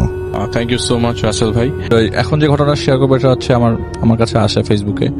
আপুটা হচ্ছে ফারজানা নাইম, ওনার হাজবেন্ডের ঘটনা আর কি। ওনার হাজবেন্ডের নামটা বলছি না, যেহেতু উনি মিডিয়াতে চাকরি করে, মিডিয়াতে কাজ করে, তো ওনার দেখা যায় যে মোস্ট অফ দ্য টাইম বাসায় আসা, মনে করেন যে বাসায় আসার টাইমটা হচ্ছে রাতের বেলা, মোস্ট অফ দ্য কেসেস রাতের বেলা বাসায় ফিরতো। তো একটা সময় ডিসিশন হয় তারা বাসা চেঞ্জ করে, বাসাটা ছিল আগে যেখানে ছিল সেখান থেকে তারা বর্ণশ্রীতে বাসা শিফট করে। তো বাসাটা শিফট করার পর সেদিন বাসাটায় উঠে তার ননদ তার সাথে থাকতো, তার 2 ছেলে মেয়ে, সাথে একটা মেয়ে থাকতো আর কি, এবং তার হাজবেন্ডটা মোস্ট অফ দ্য টাইম রাত দেরি করে আসতো। তো সেদিন তারা বাসা শিফট করার পর হাজবেন্ড ছিল না, তো তাদের বাসা গোছাতে গোছাতে রাত 2:30 বেজে যায়। তো খাওয়া দাওয়া করে সবাই শুয়ে পড়ে, এমন সময় থেকেই আর কি ওই দিন থেকেই শব্দ একদম শেষ অবধি পর্যন্ত তাকে ওই বাসাতে সাফার করতে হয়, যে 1-1.5 মাস ছিল ওই বাসাতে। তো প্রথম দিন রাতের বেলা হঠাৎ করে শিলপাটার শব্দ, উপরের ফ্ল্যাট থেকে শিলপাটার শব্দ আসতেছে, এবং এত জোরে জোরে শিলপাটার শব্দ, এটা বন্ধই হচ্ছে না। ফজরের ওয়াক্ত পর্যন্ত শিলপাটার শব্দ। তো বলে যে আসলাম এই বাসায় নতুন, এই শব্দ করে যদি মানুষকে ডিস্টার্ব করে, তো কাজের মেয়েটাকে পরের দিন সকালবেলা বলে যে তুই যা তো উপরে দেখতো কারা থাকে, ওদেরকে বলি যে যদি রাত্রেবেলা কিছু বাটাবাটি করতে, রাত্রেবেলা না বাটে। আপু তার মেয়েটাকে বলে, তো কাজের মেয়েটা উপরে যায় এবং দেখে যে উপরে কোনো ফ্ল্যাটে কেউ থাকে না, উপরটা পুরোটাই খালি। তাদের এই বাসার 5 তলাটা, মানে 6 তলাটা আন্ডার কনস্ট্রাকশন আর কি, তারা থাকতো 5 তলাতে। তো সে খুব অবাক হয়ে যায়, তাহলে এত শব্দ কে করলো। এর পরের দিনও তার হাজবেন্ড দেরি করে বাসায় ফিরবে, তো রাতের বেলা তিনি এরকম করে সব বাচ্চাদেরকে ঘুম পাড়াতে প্লাস পুরো বাসাটা গোছাতে আবারও রাত দেরি হয়ে যায়। তো সবাইকে মিলে খাওয়া দাওয়া করে সে শুয়ে পড়ে। শুয়ে পড়ার পর আপনার শব্দ আসতে থাকে বাইরে থেকে, প্রচন্ড, জানালা দিয়ে প্রচন্ড শব্দ। রাত্রেবেলা ঘুম ভেঙে যায়, সেই ঘুম আর রাত্রেবেলা তিনি আর ঘুমাতে পারলেন না। ঠিক পরের দিন আবারও, সেদিনও তার হাজবেন্ড তার বাসায় ছিল। বাসায় থাকা অবস্থায় রাত্রেবেলা তার হাজবেন্ড তাকে নিয়ে, মানে সে হাজবেন্ডকে নিয়ে রাত্রেবেলা ঘুমাচ্ছিল। হঠাৎ করে তাদের ব্যালকনি যেটা ছিল সেইটা দিয়ে রাত্রে 2-3টার পর হঠাৎ করে প্রচন্ড জোরে শব্দ, এত শব্দ যে শব্দের কারণে পরবর্তী সময় তারা আপনার দরজাটা খুলতে বাধ্য হয়। তার হাজবেন্ড দরজাটা খুলে দেখে বারান্দার মধ্যে যে বারান্দায় কে আছে, কিন্তু বারান্দায় কেউ নাই। শব্দটা তখন পর্যন্ত হচ্ছিল, হতে একটা পর্যায়ে তার চিন্তা করে যে না, এই অবস্থায় তো সম্ভব না থাকা এই রুমের মধ্যে। তো একটা পর্যায়ে তিনি মানে খুব ভয় পেতে থাকে যে এত শব্দ হচ্ছে কেন রাত, মানে ওই দরজাটা কন্টিনিউয়াসলি শব্দ হচ্ছে। তো তিনি আর ঘুমাতে পারেন না সেদিন রাতের বেলা। ঠিক পরের দিন তাদের বাসায় তার হাজবেন্ড আবারও নাই, তার বাসায় তাকে সজাগ থাকতে হয়। তো হাজবেন্ড যেহেতু রাতের বেলা দেরি করে আসবে, তাকে জেগে থাকতে হচ্ছে বাই দিস টাইম, এবং বাচ্চা তাকে ঘুম পাড়িয়ে দেওয়া হয়। এবং তার আমি স্কিপ করে গেছি একটা ঘটনা। এর পরের দিন হাজবেন্ড বাসায় ছিল সকালবেলা, তো গোসল করে ওয়াশরুম থেকে গোসল করে তিনি চা বানিয়ে বলে যে আমি একটা মিটিং আছে, তুমি তোমার জন্য 1 কাপ চা বানিয়ে নিয়ে আসো। তো সে ওয়াশরুম থেকে বের হয়ে আসে, যে কি ব্যাপার, তুমি ওয়াশরুমের দরজা লাগাই দিচ্ছ কেন, যে কাজের মেয়েটা পরে এসে খুলে দেয়, তো ওয়াশরুমের দরজা বাইরে লাগাই দিচ্ছ কেন? বলে আমি তো বাইরে দরজা লাগাই দিইনি। বলে হ্যাঁ, লাইট অফ করে বাইরে দরজা লাগাই দিলা কেন? বলে এটা আমি করি নাই কখনো। তো উনি বুঝতে পারছিল না তখন এই বাসাতে কি হচ্ছে না হচ্ছে। এর পরের দিন ঠিক, আমি কিন্তু প্রতিদিনের ঘটনা বলছি আসল ভাই, ঠিক পরের দিন, সেদিন রাতের বেলা বাচ্চাদেরকে ঘুম পাড়িয়ে দেওয়া হয়। ঘুম পাড়িয়ে দেওয়ার পর তিনি সজাগ ছিলেন, এবং সজাগ থাকা অবস্থায় এক পর্যায়ে তিনি ওয়াশরুমে যান, ফ্রেশ হতে যে বেরোতে যেয়ে দেখে তার সে যখন বেরোতে যাবে তখন তার বাথরুমের বাইরে যে দরজাটা লেগে গেছে আর খুলছে না। সে চিৎকার করছে, কারো কোনো শব্দ নেই। আর ফ্যানের বাতাস থাকার কারণে ফ্যান ঘুরলে এরকম শব্দ পাওয়া যায় না, আর বাসায় সবাই ঘুমিয়ে গেছে। তো হঠাৎ করে তার ছোট ছেলেটা ঘুম ভাঙে, তো বলার জন্য যে বাচ্চার ঘুম ভেঙে গেছে, খালাম আপনি কোথায়? তো কাজের মেয়েটা রুমে আসার পর দেখা যায় বাথরুম ভেতরতে এসে দরজা জোরে জোরে নক করছে আর কি। তো তখন সিটকিনি খুলে দেয়, কে দরজা লাগাইছে বা লাগাইলো কে। তো তখন কেউ বুঝতে পারছিল না যে আসলে ঘটছে কেন ঘটছে, কি কারণে ঘটছে, আর ঘটার কারণটা কি। তো এরপরে এরকম ঘটনাগুলো ঘটতে থাকা অবস্থায় তারা ডিসিশন নেয় যে এরকম ভাবে তো থাকা সম্ভব নয় বাসাতে। আর নুপুরের শব্দটা খুব আহামরি কিছু না, ওই শিল পাটার শব্দটা প্রতিদিন হচ্ছে, বাথরুমে পানি পড়ার শব্দ, কন্টিনিউয়াসলি পানি পড়ছে। আর পরবর্তী সময়ে তিনি একটা কথা হচ্ছে যে তিনি তাহাজ্জুদের নামাজ পড়তো, আবার তার তাহাজ্জুদের নামাজ পড়ার পর সে ফজরের নামাজ পড়ে ঘুমাতো। এই বাসায় আসার পর থেকে তাহাজ্জুদের নামাজের সময় তিনি লক্ষ্য করলেন যে তার সাথে নামাজ যখন তিনি পড়ছেন তার সাথে কি জানি সিজদা দিচ্ছে। তো আপনি যখন জামাত পড়বেন আপনি বুঝবেন পিছনে আপনার সাথে কেউ নামাজ পড়ছে কি পড়ছে না। তিনি ওটা বুঝতে পারতেন যে তার সাথে কেউ নামাজ পড়ছে। তো এটা ফজরের ওয়াক্তে হয় বা তাহাজ্জুদের সময় হয়, এটা তার মা তাকে বলেছিল যে তাহাজ্জুদের নামাজ যারা পড়ে তারা এরকম অনেক কিছু ফিল করে। তো তিনি বলল যে আমি আসলে তাহাজ্জুদের নামাজ না, আসলে আমি সব ওয়াক্তের নামাজ পড়ার সময় ফিল করতাম আমার সাথে কেউ নামাজ পড়ছে। আচ্ছা, সব সময় নামাজ পড়ছে, আমার সাথে কেউ নামাজ পড়ছে। তো এটা উনি রেগুলারলি ফিল করতো আর কি। তো প্রায় 1 মাস উনি মোটামুটি এইসব অবস্থা দিয়ে যাচ্ছিল। একদিন হঠাৎ করে তিনি ঘুমন্ত অবস্থায় তার ওয়াইফ, মানে তার ঘুমানোর আগে তার হাজবেন্ড তাকে বলেছিল যে আমার একটা কাজ আছে, তুমি আমাকে একটু জাগাই দিও, সন্ধ্যা 6টার দিকে আমাকে বের হইতে হবে, তুমি আমাকে একটু উঠাই দিও। তো তিনি ঘুম থেকে উঠার সময় কানে কানে শব্দ পাইলেন যে এই তুই তোর হাজবেন্ডকে জাগাই দিচ্ছিস না কেন, তোকে তো জাগাই দেওয়ার কথা। এর মধ্যে সন্ধ্যা 6টা পার হয়ে 7টা বেজে গেছে, যে তার আর ঘুমায় না। কিন্তু সেই শব্দটা এখনো প্রপারলি সে কানে এখনো মানে সে কানে শব্দটা পেয়েছিল, কিন্তু সে ঘুম থেকে উঠতে পারে নাই। তো পরে ঘুম থেকে ওঠার পর তার হাজবেন্ড বলছে তুমি আমাকে জাগাই দাও নাই কেন? বলে যে আমি না শব্দ শুনেছিলাম, আমাকে কেউ বলেছে তোমাকে জাগাই দিতে হবে, বাট আমার ঘুমটা ভাঙে নাই। ঠিক পরবর্তী দিন তার হাজবেন্ড সে রাত্রিবেলা ঘুমিয়ে গেছে, তখন পুরো ঘুমটা তার লাগেনি। ওই সময় হঠাৎ করে কানের মধ্যে ফিস শব্দ আসলো যে তুই যে মানত করেছিলি সেই টাকাটা কি, সেই মানতটাকে তুই কমপ্লিট করেছিস কিনা, মানতটাকে তুই দিয়েছিস কিনা। তো সে ঘুম থেকে ওঠার পরে সে চিন্তা করলো, হ্যাঁ 2008 সালে সে একটা মানত করেছিল কোনো একটা কারণে, সেই মানতের টাকাটা সে আর দিতে পারেন না আর কি, ভুলে গেছিল। তো সেই মানতের টাকাটা সে পরবর্তী সময় শোধ করে। সে আর ক্ষতি হচ্ছিল না, কিন্তু তার অবস্থা খুব খারাপ হয়ে গেছিল। সে কোনো কিছু খাচ্ছিল না, কোথাও যাচ্ছিল না, কথা বলছিল না, সারাক্ষণ গুমুট মেরে থাকতেন। হঠাৎ করে তার ননদ তার সাথে খুব খারাপ ব্যবহার করে, গালাগালি করে। এক পর্যায়ে ওই বাসার নিচে একজন লোক থাকতো, উনি বলতো যে ওনার অবস্থা তো ভালো না, এত প্রচন্ড গালাগালি করছে, আপনি এক কাজ করেন, এখানে একজন আছে তার সাথে একটু কথা বলে নেন। তো সেই লোকটা তাকে একটা পানি দেয়, পানিটা খাওয়ার পর ননদের অবস্থা কিছুটা ঠিক হয় এবং সে সাথে সাথে বগুড়া চলে যায় ফুল ফ্যামিলি সহ। বাসাটা তখনও ছাড়ে নাই। বগুড়া যাওয়ার পর তার বাবাকে বলে যে আমি এই বাসার মধ্যে অনেক কিছু ফেস করছি, রেগুলার এইসব পাটাপুতা শব্দ, দরজা, আমার ব্যালকনির সামনে দরজা প্রচন্ড দরজা ধাক্কাধাক্কির শব্দ, এইসব শব্দ আর সহ্য করা যাচ্ছে না, তুমি একটা ব্যবস্থা করো। তো বলে যে আমাদের পাশে একটা ইমাম আছে, তার সাথে একটু কথা বলো। কথা বলার পর সেই ইমাম বলল যে এই ইমাম তখন চোখ বন্ধ তার সামনে, বলে যে আপনাদের বাসায় 4টা জিন থাকে, 4টা জিনের মধ্যে একটা ভালো, বাকি 3টা খারাপ। কিন্তু আপনি কি জানেন আপনাদের বাসাটা কি দক্ষিণ সাইডের নাকি, আপনাদের দক্ষিণ সাইডে কোনো রুম আছে নাকি? বলে হ্যাঁ, দক্ষিণে আমাদের রান্নাঘরটা। বলে কি যে এটার পাশে কোনো রুম আছে? বলে না, এটার পাশে কোনো রুম নাই। বলে এটা ঠিক আছে, আপনারা যত তাড়াতাড়ি পারেন ওই বাসাটা ছাড়েন, এবং ওই বাসার আসে আপনারা ওঠার আগে কি কোনো ধরনের ঘটনা ঘটেছিল কিনা? তখন বলে যে না, আমরা কোনো কিছু জানি না।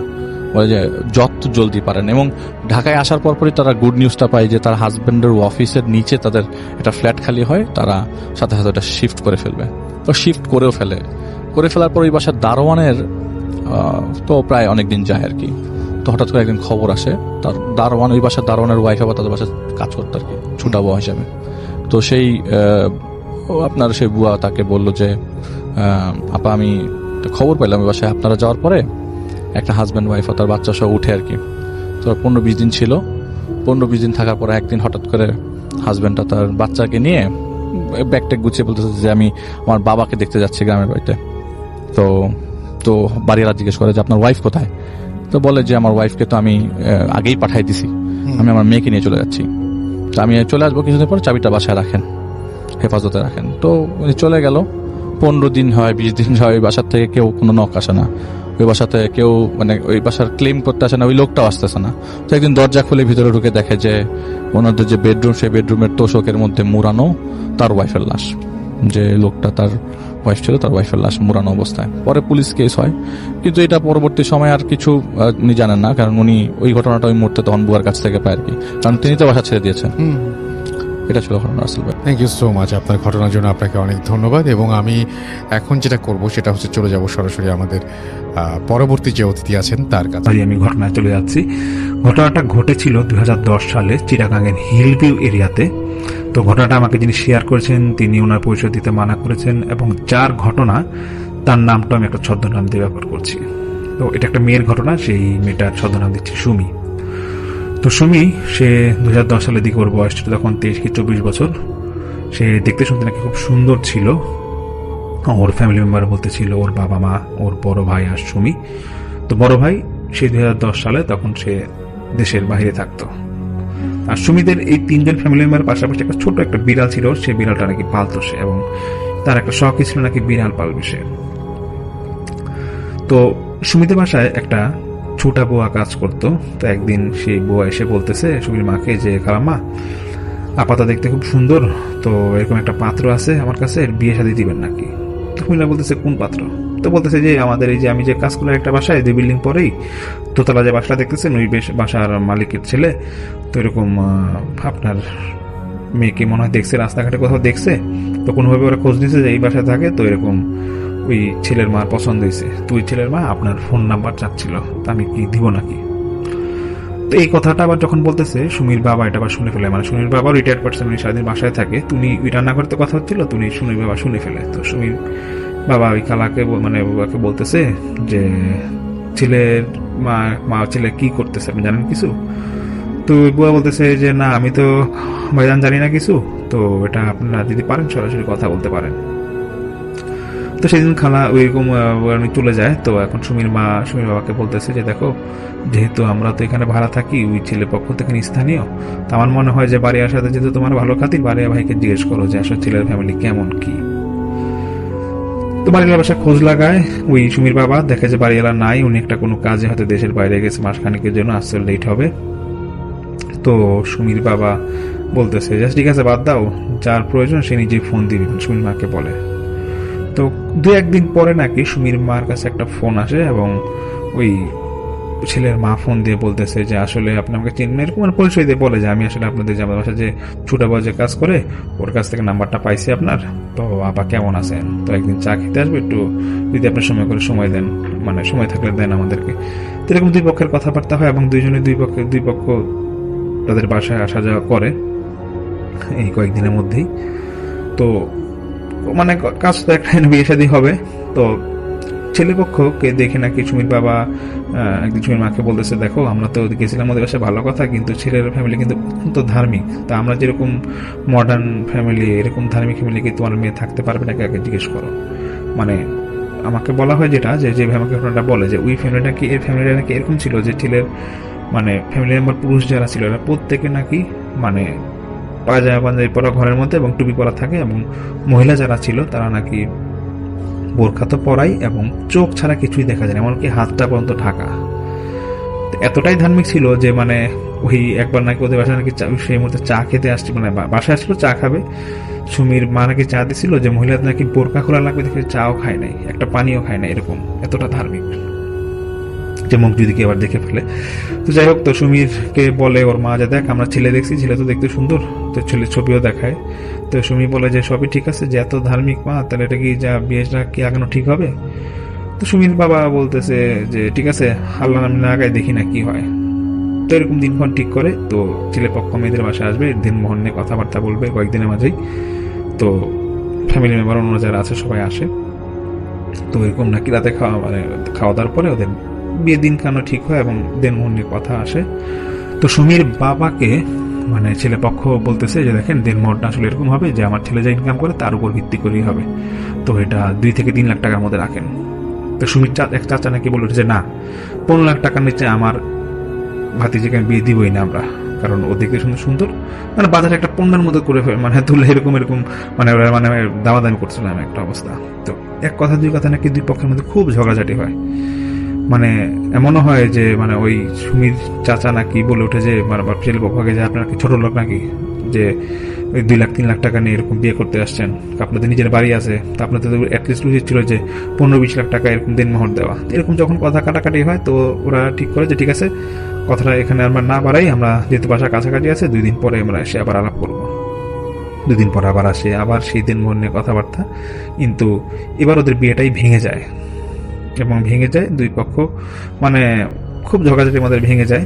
তো ছেলের পক্ষ যখন চলে যায় তখন ঘন্টাখানিক পর সুমির মার কাছে ওই ছেলের মা ফোন দিয়ে খুব মানে উল্টাপাল্টা মানে গালাগালি বা কথাবার্তা খুব কাটাকাটি হয়, এবং একটা সময় সুমির মাকে বলে যে তোর মেয়েকে কই বিয়ে দেশ আমি দেখে নিব, তো এরকম পর্যন্ত কথাবার্তা বলে ফেলে। তো এটা বলার পর সুমির মার খুব খারাপ লাগে, উনি ফোনটা রেখে দেয় এবং সুমির বাবাকে বলে দেখো আমরা হয়তো আজকে এখানে ভাড়া থাকি দেখে আমাদেরকেই কথা বলতেছে।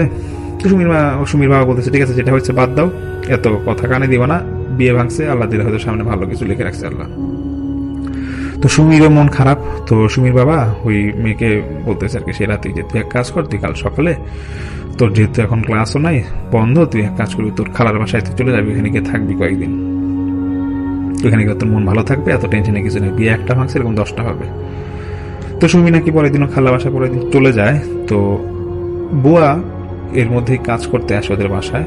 তো কোনো কাজ প্রসঙ্গে মানে কোনো কথার প্রসঙ্গে বুয়া ওই সুমির মাকে বলতেছে যে খালাম্মা সুমি আপার রুমে তো জানলার মধ্যে ময়লা জমে গেছে, তো আমি কি এগুলো পরিষ্কার করে দিব, কারণ সুমি আপা নাই, যদি ঘরটা পরিষ্কার করতে পারতাম তাহলে তো ভালো হয় মনে হয়, আর ফ্যান ওর মধ্যে দেখতেছি ওল পরে আছে, এগুলো যদি পরিষ্কার করে দিই তাহলে ভালোই তো।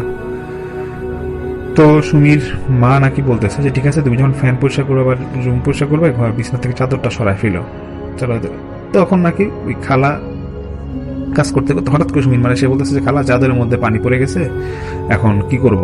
তো বলতেছে তুমি এক কাজ করো, ওই পানিটা ওই যেহেতু পড়ছে ছাদে গিয়ে তোষকটা শুকাতে দিয়ে আসো যাও।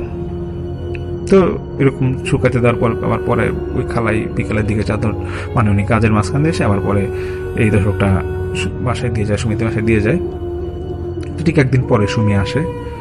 তো সুমি আসার পরে যখন ও রুমে যাবে, তো ও রুমে যাওয়ার পর ওর যে বিড়ালটা ছিল সে নাকি আসার পরে বিড়ালটাকে নাকি রুমে যাবে, মানে সন্ধ্যার পর সুমি আসে। তো সুমি দেখতেছে যে বিড়ালটাকে যতই ডাকে সে সুমির রুমের মধ্যে ঢুকে না, মানে রুমের আশপাশ দিয়ে ঘুরতেছে, বাট মানে সুমির রুমের মধ্যে ঢুকে না, সুমিকে মানে ডাকতেছে, বিড়ালটা মেয়া মেয়া করে এরকম ডাকতেছে, কিন্তু এটা মানে সুমি ততটা খেয়াল করে না। কিন্তু যখন সে রাতে ঘুমাতে যাবে 10:30 11টার দিকে, তখন মানে বিড়ালটাকে রুমের মধ্যে মানে অনেক জোর করে নিয়ে আসে এবং আনার পরে দরজা আটকায় দেয়, সুমি রুমে দরজা আটকায় দেয়। সুমি খেয়াল করতেছে যে ওর বিড়ালটা নাকি মানে রুমের মধ্যে আসার পর থেকে ছটফট করতেছে, মানে এখান থেকে ওখানে যাবে, রুমের সাথে একটা বারান্দা ছিল, মানে বারান্দা যাবে আবার আসতেছে, মানে দৌড়াদৌড়ি করতেছে, ছোটাছুটি করতেছে। তো সুমি মাঝে মাঝে বিড়ালটাকে খাটে নিয়ে আসতো, মানে বিড়ালটাকে খাটে আনার পরেই মানে বিড়ালটা মানে লাভ দিয়ে নিচে নেমে যাচ্ছে একটু পর। তো সুমি মনে করছে যে হয়তো সুমি কয়েকদিন ছিল কি। তো সুমির মা দেখতেছে যে একটা পিছনে ঠিক কোমরের পিছনে চুল যেখানে শেষ, যেখানে অংশটা শুরু হয় এখানে নাকি মানে নীল আকারে অনেকটা লামের মতো, আরবিতে লাম যেরকম লাগে লেখা ওইরকম একটা স্পট উনি দেখতেছে। এটা দেখার পর উনি বলতেছে তোর কি এখানে ধরলে, মানে ওই জায়গাটা ধরে সুমির মা বলতেছে তোর কি এখানে জ্বলে? বলছে হ্যাঁ মা এখানে খুব জ্বলতেছে, বা আমার কি হয়েছে বুঝলাম না, আমার হঠাৎ করে জ্বর আসলে আমি শুতে যাবো, তো মা একটু তাড়াতাড়ি বেশি করে পানি দাও, আমার ভালো লাগতেছে না। তো সেই রাতেই হঠাৎ করে যখন এরকম অসুস্থ হয়ে যায় তখন সুমির বাবা ওই বাড়িওয়ালার ছেলেকে বলতেছে যে বাবা আমার মেয়ে তো অসুস্থ গেছে, তোমার গাড়িটা যদি দিতে তাহলে তোমাদের ড্রাইভার সহ তাহলে আমি একটু হসপিটাল নিয়ে যেতাম, তোর হাতে তো এখান থেকে যাওয়া অসম্ভব। তো বাড়িওয়ালার ছেলে বলে যে না আঙ্কেল নিয়ে যান, সমস্যা নেই। তো ডাক্তার কাছে যায়, ডাক্তার কাছে যাওয়ার পর একটু জ্বর টর কমে এবং ডাক্তার বলতেছে যে আপনি যেহেতু ঘাড়ে এরকম ব্যথা বলতেছেন, আপনি এখানে একটা টেস্ট দিচ্ছি, আপনি টেস্ট করান, তো দেখি আপনার কি সমস্যা জানা যাবে। পরের দিন সুমি এরকম ওর জ্বর একটু কম, কিন্তু ওর পুরো মেরুদণ্ড নাকি ঘাড়ের থেকে পুরো কোমর পর্যন্ত মেরুদণ্ডে ব্যথা, এবং সবচেয়ে মজার বিষয় হচ্ছে সে যখনই খাটে শুইতে যায় তখনই ওর ব্যথাটা থাকে, কিন্তু যখন হাঁটা চলা করে তখন নাকি ওর ব্যথা এরকম থাকে না। তো এটা যখন হচ্ছিল তখন এটা তো মানে একটা মানে ওর মা কি বলতেছে, এটা কেমন ব্যথা আমি বুঝলাম না, খাটে শুইতে গেলে আমার শুধু ব্যথা করে পিছন সাইডটা, কিন্তু যখন আমি সোজা হয়ে হাঁটতেছি কোনো সমস্যা নাই। এটা পরের দিনের ঘটনা আর কি। তো এটা হওয়ার পরে সুমির বাবা বলতেছে আচ্ছা ঠিক আছে আমরা টেস্টের রিপোর্ট আসুক দেখি কি। এরকম টেস্টের রিপোর্ট আসে, ডাক্তার বলছে কোনো সমস্যা নেই, সম্পূর্ণ সুস্থ, হয়তো ঘুমের মধ্যে কোনো সমস্যা হয়েছে, মানে কাত হয়ে শুয়েছে বা ঘুমের মধ্যে কোনো সমস্যা ছিল দেখে এরকম পিঠের এই ব্যথাটা, আর ওইখান থেকে ভয় পেয়ে হয়তো জ্বর আসছে, দেখবেন জ্বরও ঠিক হয়ে গেছে, জ্বর নাই। ঠিকই জ্বর ঠিক হয়ে যায়, কিন্তু সুমির মা খেয়াল করে যে ঘাড়ের দিকে যে নীল করে লেখা ছিল লামের মতো, ওই লেখাটা কিন্তু হালকা হালকা এখনো আছে। এবং সুমির একটাই কথা যে মা আমি শুইতে গেলে আমার এরকম পিঠে ব্যথা করে, এবং কিন্তু আমি হাঁটাচলা করলে কিন্তু আমার খুব একটা ব্যথা নাই। তো এটা যখন রেগুলার হচ্ছিল, মানে এরকম 5-6 দিন যখন চলতেছে, তখন সুমির বাবা আরো 2-1টা ডাক্তার দেখায় এবং ওখানে ওরা টেস্ট করে এবং ভালো ভালো জায়গায় নাকি ডাক্তার দেখায়। ঠিক সেম কথা ডাক্তারে যে ওর কোনো সমস্যা নাই, এটা মানসিক সমস্যা কিনা জানি না, কিন্তু ওর পিঠের ব্যথা বলতে কিছুই নেই। আর সুমির মা দেখা যায়, দেখেন নীল একটা দাগ দেখা যায়, এরকম এটা কি? তো ডাক্তার বলতেছে হয়তো এরকম হতে পারে, হয়তো হালকা ব্যথা ব্যথা পাইছে, এটা ঠিক হয়ে যাবে, আপনি ডাক্তারের মতো ওষুধ দেয়। তো এরকম যখন হচ্ছে সুমির মা দেখতেছে ওনার মেয়েও নাকি একটু মানে আগে যেরকম স্বাস্থ্য ছিল এরকম শুকায় যাচ্ছিল। তো একদিন সুমি এরকম ওর খাটে হেলান দিয়ে বসে আছে, ওর ব্যথা আগে থেকে এখন খানিকটা হালকা একটু নাকি কম। তো সুমি ওর মাকে রাত্রেবেলা বলতেছে যে এই 11-11:30 দিকে যে মা আমাকে একটু চিনি শরবত বানায় দাও, আমার খুব মাথা ব্যথা করতেছে। তো সুমির মা এরকম চিনি শরবত নাকি দেয়। তো সুমি বলতেছে যে মিষ্টি কম হয়েছে, তুমি আর একটু চিনি কোটাটা নিয়ে আমাকে দিয়ে যাও, আমি আমার মধ্যে চিনি দিয়ে নিব। সুমির মা বলতেছে যে দেখ আমি তোকে 3 চামচ চিনি দিচ্ছি, তারপর যদি একটু 1 গ্লাস পানি তারও চিনি লাগে তাহলে কেমনে হবে, তো কেন তুমি আমাকে চিনি কোটা দিয়ে যাও। তো উনি চিনি কোটা দিয়ে তো ওনার ছেলের সাথে ওই যে ফোনে দেশের বাইরে কথা বলতে চলে গেছে। পরের দিন সুমির মা এসে দেখতেছে যে চিনির কোটায় প্রায় নাকি ওনার কাছে এখানে আধা কেজির মতো চিনি ছিল, একটা ছোট কোটায়। দেখতেছে যে চিনি প্রায় শেষ বললেই চলে নাই। তুমি সুমিকে বলতেছে যে তুই কি চিনি সব খাইছিস?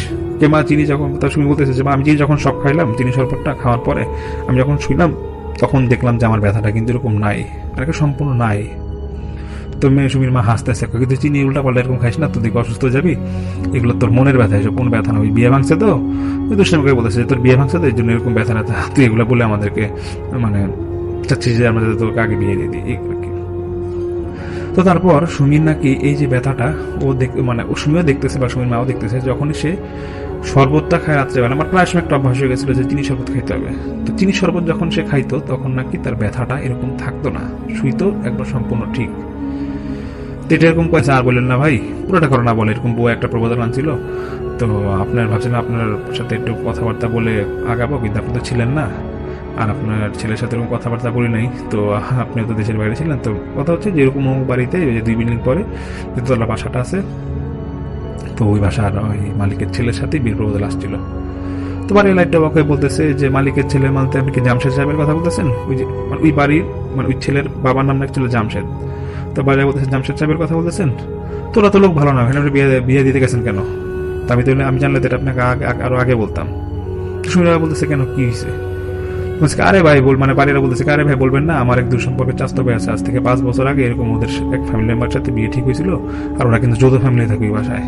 তো ওই কোনো একটা মেয়ের সাথে আমার চাস্তো ভাইয়ের একবার বিয়ে ঠিক হয়েছিল, বিয়েটা কোনো কারণে ভাঙছে, ওরা কিন্তু আমার ভাইয়ের মানে আমার ভাইকে উদ্দেশ্য করে তাবিজ কুফরি করছিল। তো এর জন্য মানে তারপর থেকে ওরা আমি জানি ও কি ধরনের পাবলিক, এটা আমরা খবর পাইছিলাম যে ওরা তাবিজ কুফরি করে। তো যেটাই হোক আপনি বিয়ে দেন নাই, ভালো হয়েছে। তো সুমির বাবা একটু খটকা লাগে ব্যাপারগুলা, তো বলতেছে যে তাবিজ কুফরি করে মানে কি করছিল। তো বাড়িওয়ালা নাকি বলে যে আরে আমার চাস্তো ভাইকে এরকম বিয়ে শাদী করে তাবিজ কুফরিটা এরকম হয়েছে যে ওর পিঠের দিক দিয়ে মাথার দিকে ব্যথা করতো। হ্যাঁ, ওরা মানে কেমনে জানে তাবিজ করে আমার ভাইয়ের পুরো অসুস্থ করে ফেলছিল। সুমির বাবার নাকি তখন মানে পুরো আকাশ ভেঙে পড়া মানে একটা অবস্থা। উনি বলতেছে যে ভাই আমি সুমির মাকে একটু ডাকি, আপনি একটু আপনার সাথে পার্সোনাল ব্যক্তিগত কথা আছে একটু। তখন সুমির মা সহ আসে, বাড়িওয়ালা পুরো ঘটনা বলে এবং বাড়িওয়ালাকেও তারা পুরোটা ঘটনা বলে যে আমরা এরকম অবস্থা, বিয়ের সাথে বন্ধ হয়েছে, তারপর থেকে সুমির এরকম অসুস্থ, ওর পিঠে একবার দেখলাম আঁচড়ের দাগ। তো বাড়িওয়ালা বলতেছে যে দেখেন লক্ষণ তো ভালো না, আমার চাস্তো ভাইয়ের সাথে এরকম ঘটছিল, ওর এরকম মাজা ব্যথা করতো, আর কোন একটা আরবি লেখা নাকি ওর ওই যে হাতের মধ্যে দেখা গেছিল। তো সুমির মা বলছে ঠিকই আছে, আমার মেয়ের ঘাড়ের মধ্যে এরকম লামের মতো দেখা গেছে, কিন্তু এটা এখন খুব একটা এরকম আপসাইড দেখা যায় না। তো সেইবার এলা বলতেছে দেরি না করে আপনি এক কাজ করেন, আমার নাতনিকে এক হুজুর পড়ায়। হুজুরের বাবা, সেই বাবা বলতেছে যে দেখো বুয়া, তোমার বলছে দেখো বুয়া তুমি অসুস্থ, সবই ঠিক আছে। তো হুজুর অনেক অবাক হয়ে যায় যে বলতেছে খালাম এগুলো কারে নিয়ে আসছেন। তো মানে ওই সুমিনা বলতেছে যেটাই হোক তুমি কথা বলো, দেখো কি বলেন। বুয়া বলতেছে যে খালাম আমার তো ভয় লাগতেছে, আপনি কি কোনো সমস্যা হয়েছে আমার না কি বলেন। মানে বুয়া খুব ইতস্তত বোধ করছিল। তো ওই হুজুরের বাবা বলতেছে যে দেখো বুয়া, আমি সবই জানি তুমি কি করছো না করছো, তুমি তাবিজ করছো কোন জায়গায় সঠিকভাবে বলো, কিন্তু নাহলে তোমার যে ব্যথা পেটের এই ব্যথা কিন্তু বেড়ে যাবে, এবং আমি কিন্তু সব খবর নিয়েছি তুমি তাবিজ করছো। মানে হুজুরের বাবা এরকম আন্দাজে ঢিল মারতেছিল। তখন বুয়া ভয়ের চোটে বলে ফেলে যে আসলে এরকম যে বিয়ের প্রপোজাল আনছিল, তো ওনারা তো বিয়েরা যখন ভাঙছে আমারে 10,000 টাকা দিছিল, টাকা দিয়ে বলছে কয়েকটা 5টা তাবিজ দিছে, এবং দিয়ে বলছে এই তাবিজগুলো যাতে সুমিয়াপার তোষকের ভিতর আমি ঢুকাই দিতে পারি।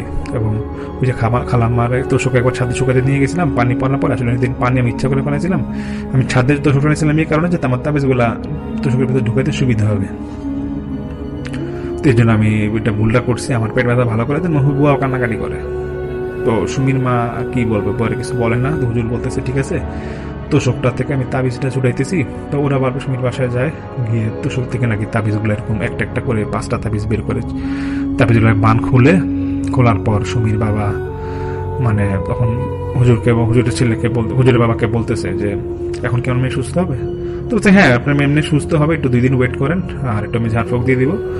আর আপনাদের দরকার নাই, যারাই তাবিজ করছে ওদের সাথে এরকম গ্যাঞ্জামে যাওয়ার দরকার নাই, চিলাচিলি দরকার নাই, দেখা যাবে হিতে বিপরীত হয়েছে। যদি সম্ভব হয় আপনারা এখানে যদি স্থানীয় না হয়ে থাকেন, এখানে বাসার আশেপাশে থাকেন না, আর যদি থাকেনও আপনাদের মেয়ের বলা তো যায় না কে কখন কোন ক্ষতি করে, না থাকার মনে বেটার হবে। তো তারপর নাকি ওই সুমিরা ওইখানে থাকে না, ওরা ওইখান থেকে চলে আসে, এবং এই সুমিও নাকি আস্তে আস্তে সম্পূর্ণ সুস্থ হয়ে যায়, এবং ওর যে পিঠের যে সমস্যা ছিল সম্পূর্ণ ভালো হয়ে যায়। তো এই ঘটনাটাই আমাকে বলে, মানে মোট কথা হচ্ছে সেই তোষকের মধ্যেই তাবিজটা মানে ব্ল্যাক ম্যাজিক বা তাবিজটা যেটা করা হোক, ওই যে ওই ছেলের পক্ষের মা যে ছিল, ছেলের যে মা ছিল সেই মাই এই বুয়ার মাধ্যমে টাকা ঘুষ দিয়ে এই তাবিজটা মানে পুঁতে রাখছিল আর কি তোষকের ভিতরে যেভাবে হোক। এর জন্যই সুমিত এই সমস্যাটা হইতো। এবং হুজুর এটাও বলে যে দেখেন আপনাদের পুরো ঘটনাটা শুনছি যে বললেন বিড়াল মারা গেছে নাকি, এই যে বিড়ালটা মারা গেছে এখানে একটা বদ জিনের নজর ছিল, এবং সেটা বিড়ালটা বুঝতে পারছিল দেখে ওই বদ জিনটা বিড়ালটাকে হয়তো জানলা দিয়ে বা বারান্দা দিয়ে একটা ফালাই দিয়েছিল, এই জন্য বিড়ালটা মারা গেছে। আর যেটা হয়েছে যে এখানে আপনাদের তাবিজ করার পাশাপাশি যেহেতু বদ জিনের নজর আছে, সেটা বলবো সেই জন্য বলবো এটা যে আপনাদের এই রুমটাতে মানে যতদিন থাকবেন এখানে থাকেন, কিন্তু এই রুমটাতে মোটামুটি তালা লাগাই দেন, এই রুমেতে আর আপনাকে থাকেন না। আপনার যদি মেয়েকে থাকতে হয় দরকার আপনার রুমে রাখেন বা আপনাদের পাশের রুমে রাখেন, বা মেয়েটা যখন সুস্থ না হওয়া পর্যন্ত মেয়েটার মাজাদের সঙ্গে সঙ্গে সবসময় থাকে, এটা হুজুর বলে দেয়। এবং হুজুর এটাও বলে যে দেখেন ওই যে চিনি খাচ্ছিল, ওই চিনি কিন্তু চিনি শরবত খাচ্ছিল, এটা কিন্তু আসলে জিন করাইতো এবং বদ জিনি করাইতো, এবং জিন খুব খুশি হইতো যেদিন শরবতগুলো খাইতো, জিন খুব খুশি হইতো। এর জন্য ওর কিন্তু এরকম পিঠে কোনো এফেক্ট করতো না, সেদিন কিন্তু শুলে ওর ব্যথা খুব একটা করতো না। এবং যখনই ওর চিনি খাওয়া বন্ধ হয় দেখবে বা চিনি শরবত খাওয়া বন্ধ হয়, তখন দেখবেন যে এরকম ওর ব্যথা কিন্তু মোটামুটি আবার হইতো। তো যেটাই হোক, মেয়ে এটা একটা বালা মুসিবত গেছে, আপনার এটা নিয়ে এত অ্যাগ্রেসিভ হওয়ার দরকার নেই, আপনি আপনার মধ্যে সেফ থাকেন। এবং হুজুর বলে, ওই হুজুরের বাবা বলে যে কোনো সমস্যা হলে আমাকে জানাবেন, আমি তো আপনাদের সাথে আছি। যাই হোক, এটাই ছিল মূল ঘটনা, এটা আপনাদের শেয়ার করলাম। ওয়েলকাম ব্যাক, আপনাদের সবাইকে স্বাগত জানাচ্ছি। আমি রাস্তাল, আশা করছি আপনারা সবাই ভালো আছেন এবং ভালো দলে আছেন। আমাদের স্টুডিওতে আরো একজন গেস্ট এই মুহূর্তে উপস্থিত আছেন, আমি তার সাথে একটু পরিচিত হয়ে নিই। আপনার নামটা প্লিজ একটু বলবেন। সৈয়দ হারুন রশিদ, নিকনেম তাপস। ওকে, সো হারুন রশিদ অর্থাৎ তাপস ভাই আমাদের স্টুডিওতে এসছেন, এবং তার কাছে একটা ঘটনা আছে, খুব ছোট ঘটনা, কিন্তু আমরা সেই ঘটনাটি শুনে ফেলবো যেহেতু তিনি স্টুডিওতে এসছেন। চলুন কথা না বাড়িয়ে আমরা সরাসরি ঘটনায় চলে যাই। আমার জেলা বরিশাল এবং নানার বাড়ি পিরোজপুর। নানার বাড়ি পিরোজপুরের এখানে একটা গল্প বলতেছি। আমার নানার বাড়ি গ্রামের নাম থানার নাম হচ্ছে কাউখালী, আর গ্রামের নাম হোগলাবাতকা। আমি ওখানে ইন্টারে পড়তাম, তখন ইন্টার সেকেন্ড ইয়ারে।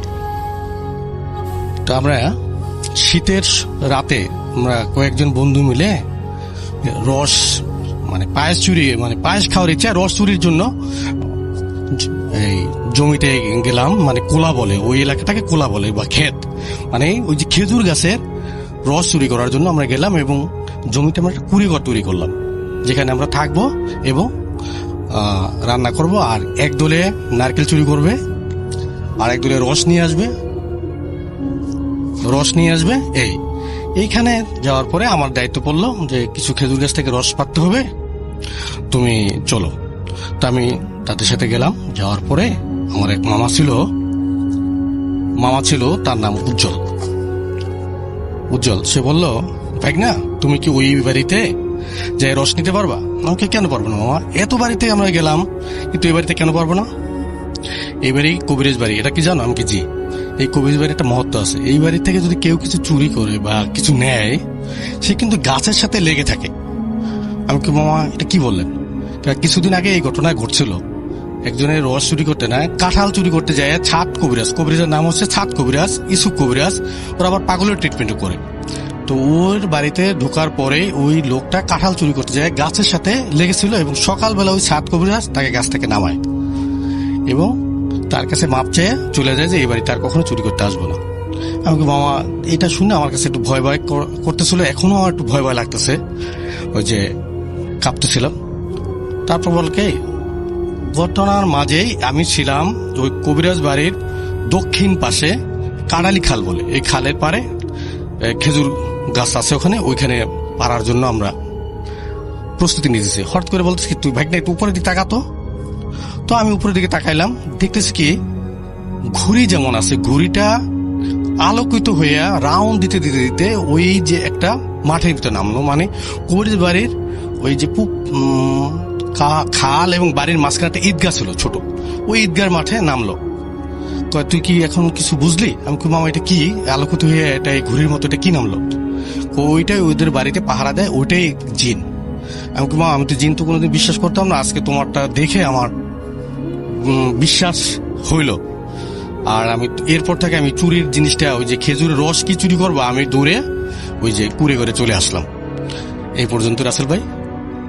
ওকে, থ্যাংক ইউ সো মাচ। আপনার বাসাটা কোথায়, আপনি যদি আমাকে একটু বলতেন যে কোথা থেকে আপনি এসেছেন এবং কোথায়? আমার ঢাকা এখানে বাসা হচ্ছে হাতির জিলে।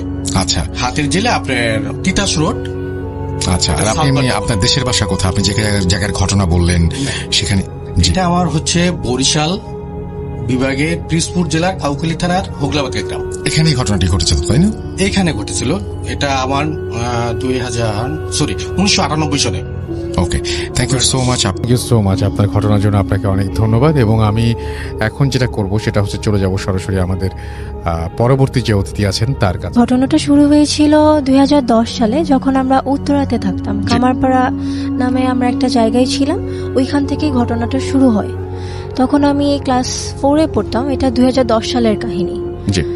তখন আমি আগে থেকেই ভূত এফএম শুনি, তখন থেকে মানে কিছুটা যখন দেখতাম মনে করতাম যে হ্যালোসিনেট হচ্ছে বা অন্য কিছু এই টাইপের, সবসময় এইগুলো ভেবেই এইগুলোকে পাত্তা দিতাম না। আর একদিন আমি বসেছিলাম, ওই দিনও শুক্রবারই ছিল, ভূত এফএম শুনবো, এরকম বেশি রাতও না, 10:30 11টা এরকম টাইম হবে। আমি একটু বাসার ডিটেলসটা দিয়ে নিই। আমরা ছিলাম 3 তলাতে, আর সামনে একটা বাসা ছিল টিন শেড, ওইখানে একটা বড় আম গাছ ছিল, ওইখানে মানে কিছু ঝামেলা ছিল। যাই হোক, তো ওইখানে আমি বাসায় যখন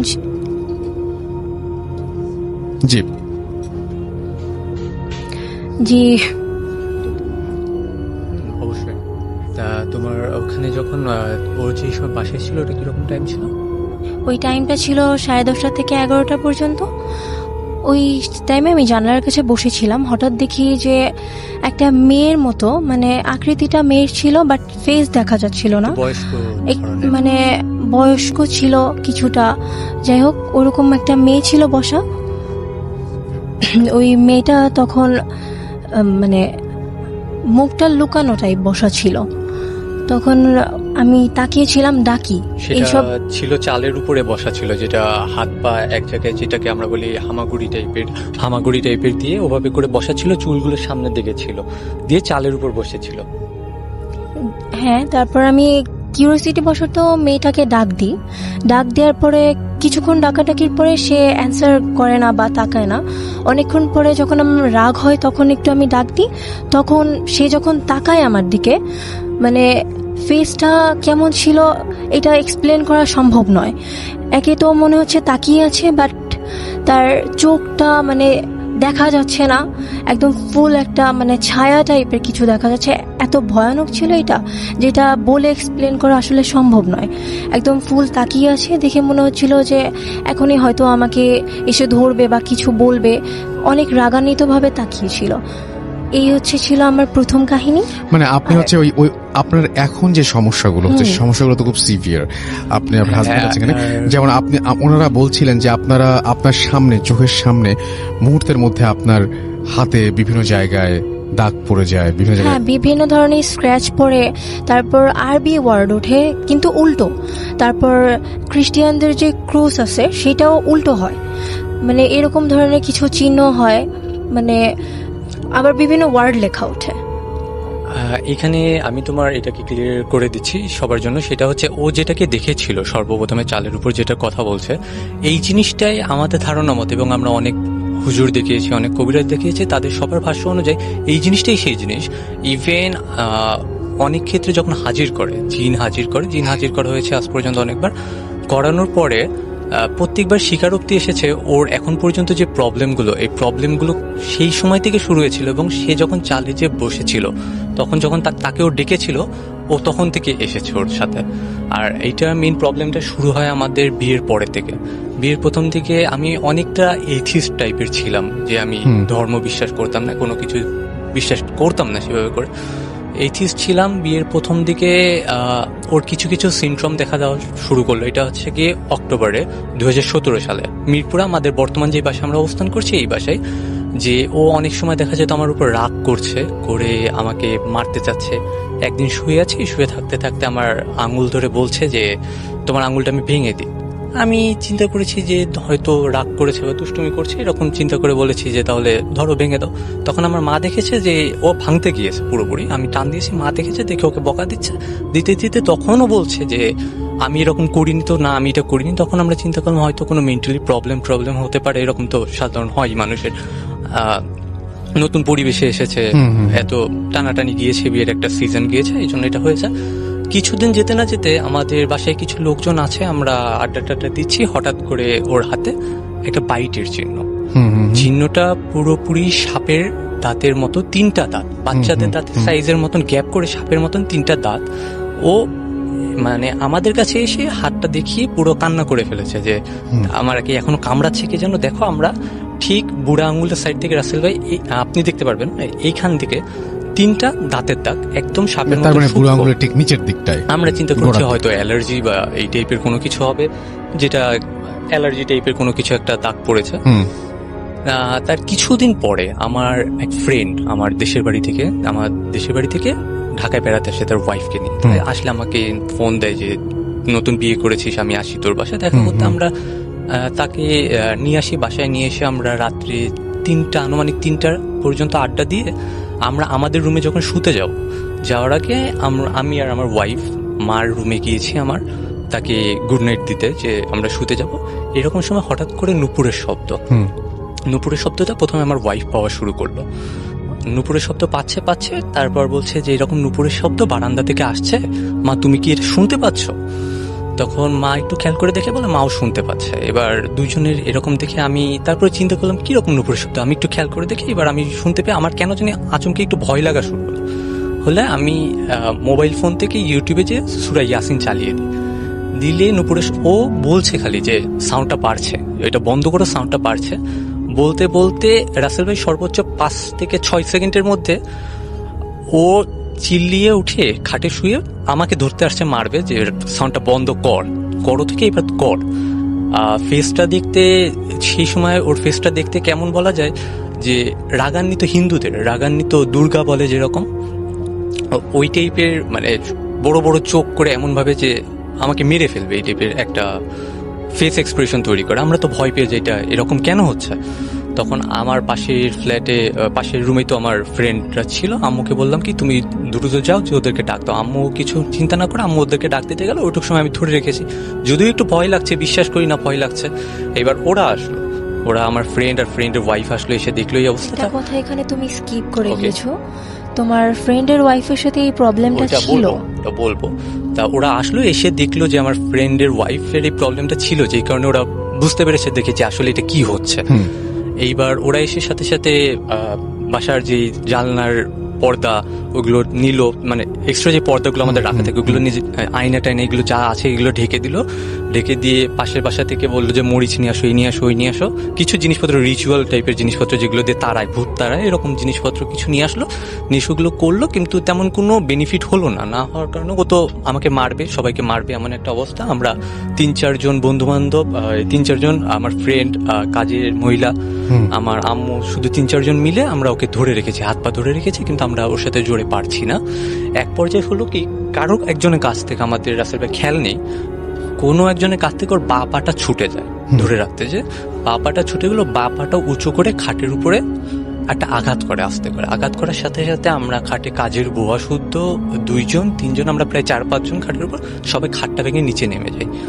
নেমে গেলে এর মধ্যে প্রায় আজান দেবে অবস্থা। এর মাঝখানে আরো কিছু কাহিনী আছে যেগুলো পার্সোনাল ইস্যুর জন্য আমি স্কিপ করে গেলাম। তা আজান দিবে এমন সময় সবকিছু একটু ঠান্ডা হলো। আমরা চিন্তা করলাম যে যাক, যেহেতু ফজরের আজান দিয়েছে তখন, তাহলে এখন হয়তো সবকিছু স্বাভাবিক হয়ে গেল। সবাই একটু নিঃশ্বাস পেলাম স্বস্তি, যে এখন হয়তো সবকিছু স্বাভাবিক হয়ে যাবে। কিন্তু সবাইকে অবাক করে দিয়ে আজান শেষ হতে না হতেই আবার যা তাই শুরু। প্রথমে উঠে বসলো, এবার আমরা তো সবাই অবাক। আমরা ম্যাচের কাঠি টাঠি যেভাবে যা ছোটবেলায় শুনেছি যে ম্যাচের কাঠি বা ম্যাচ দেখলে ভয় পায়, এমন ভাবে ম্যাচ নিয়ে আসছে আমার হাতে ম্যাচ। ও সুন্দরভাবে উঠে বসে আমার দিকে তাকিয়ে বলছে যে ম্যাচটা একটু দেখতে পারি তোমার হাত থেকে, ম্যাচটা একটু দেখি। ম্যাচটা আমি ওর হাতে দিলাম, যে দেখি ম্যাচটা চেলো, যেহেতু এখন সেন্সে আছে। এখন ম্যাচটা আমার হাতে থেকে নিয়ে আমার দিকে তাকিয়ে একটা হাসি দিয়ে বলছে যে ম্যাচটা এখন আমার কাছে, তুমি আগুন কিভাবে জ্বালাবা। এই আবার সেই একই রকম প্রবলেম শুরু। এইটা বলার পরে থেকে আবার সেই সিনড্রোমগুলো শুরু, মারামারি, কাটাকাটি, সবার মধ্যে মারতে যাচ্ছে। এরকম করতে করতে ভোর হয়ে গেল, পুরোপুরি আলো উঠে গেছে সেই সময়। অনেকে হয়তো বিশ্বাস করে যে রাত্রিবেলায় শুধু এরকম প্রবলেম হয়, বাট আমরা যেটা দেখেছি, প্রবলেম যাদের হওয়ার তাদের রাত দিন দেখে হয় না। আমাদের দিন হয়ে গিয়েছে তখন। আমরা সকাল 6টার দিকে আমার এক মামাকে ফোন দিয়ে বললাম যে এরকম সমস্যা, যদি আশেপাশে কোনো ভালো হুজুর বা কেউ থাকে তাকে নিয়ে আসো। তা সে এক মাদ্রাসার হুজুরকে নিয়ে আসলো, মসজিদ প্লাস মাদ্রাসার হুজুর, তাকে নিয়ে আসলো। নিয়ে এসে সে আমাদের রুমে ঢুকেছে। সে জানতো না যে এটা কতটা সিরিয়াস। সে আমাদের রুমে ঢুকে ওকে ধরে কিছু সূরা পড়ছিল। তখন আমি ওখানে উপস্থিত ছিলাম, আমি রুমে ঢুকছি, সে সূরা পড়ছে, মামা টামা সবাই ওকে ধরা। সেই অবস্থায় আমি ওকে রুমে ঢুকতে দেখি ওর সেন্সলেস হয়ে গেল সূরা পড়তে পড়তে। ও বেডে বসা, সেন্সলেস হয়ে গেল। সেন্সলেস হতে হতে রুমের লাইট ফ্যান সব অফ হয়ে গেল। এবার কিছুক্ষণ পর ওর সেন্স যখন ফেরত আসলো, লাইট ফ্যান আবার জ্বললো। এখন হুজুর আমাদেরকে বলছে যে যাক, সব সমস্যা চলে গেছে, আমি এখন আসি।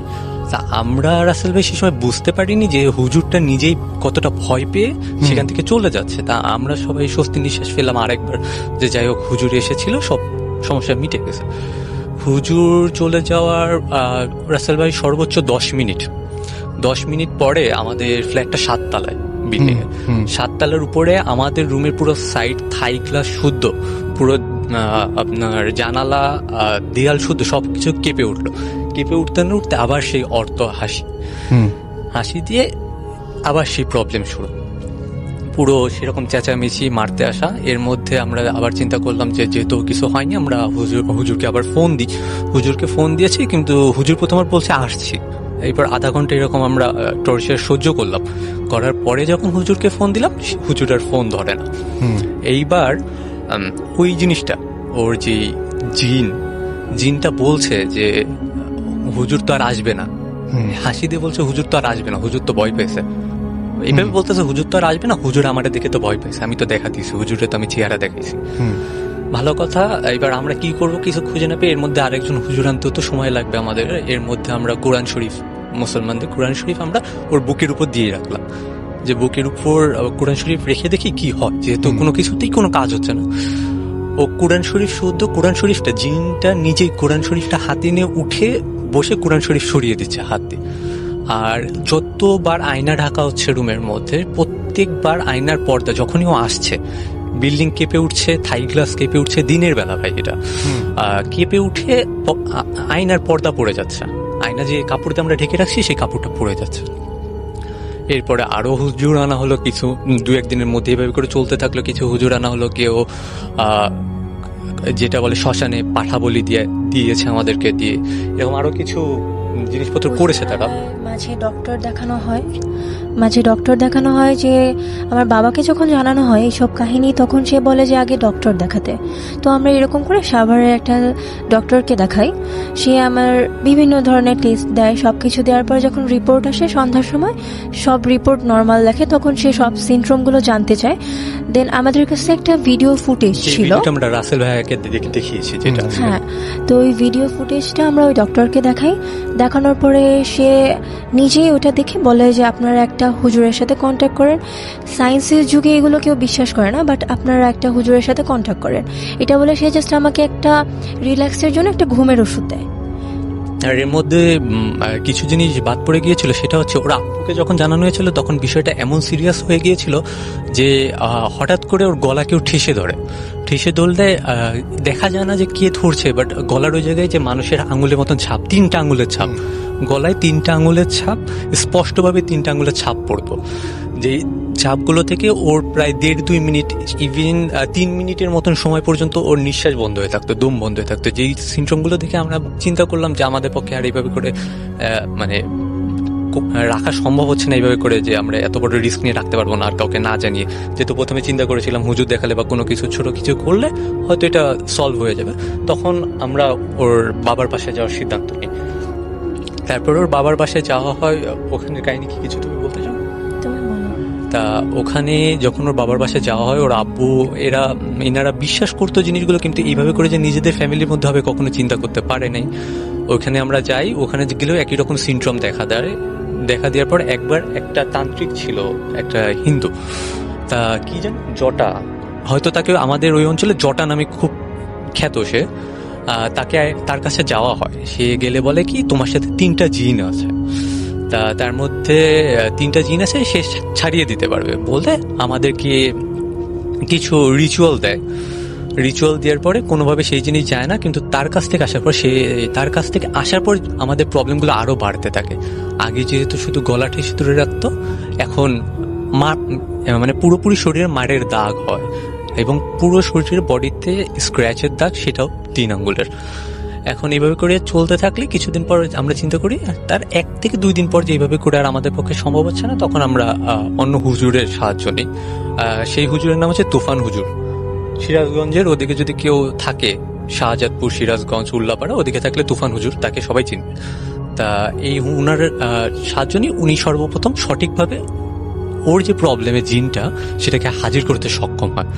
তা উনি যেদিন আসে সেদিন যখন আমাদেরকে বসায়, সাধারণভাবে আমরা প্রথমে চিন্তা করি একটা হ্যাংলা পাতলা মানুষ, দেখে মনে হচ্ছে না সে হুজুর, সে কি বা করবে, এতজনে আসছে গেছে কিছু করতে পারে না। সে ওকে বসানোর পরে প্রথমে বিভিন্ন রিচুয়ালি ডাকে, সে জিনদেরকে ডাকলে সবাইকে বলে, আশেপাশে ওর আব্বু, আমি, শুদ্ধ যারা থাকে সবাইকে বলে ওকে একটু শক্ত করে ধরে রাখবেন, যেতে আমাকে আঘাত করতে পারে। আমরা সবাই ধরে রাখি।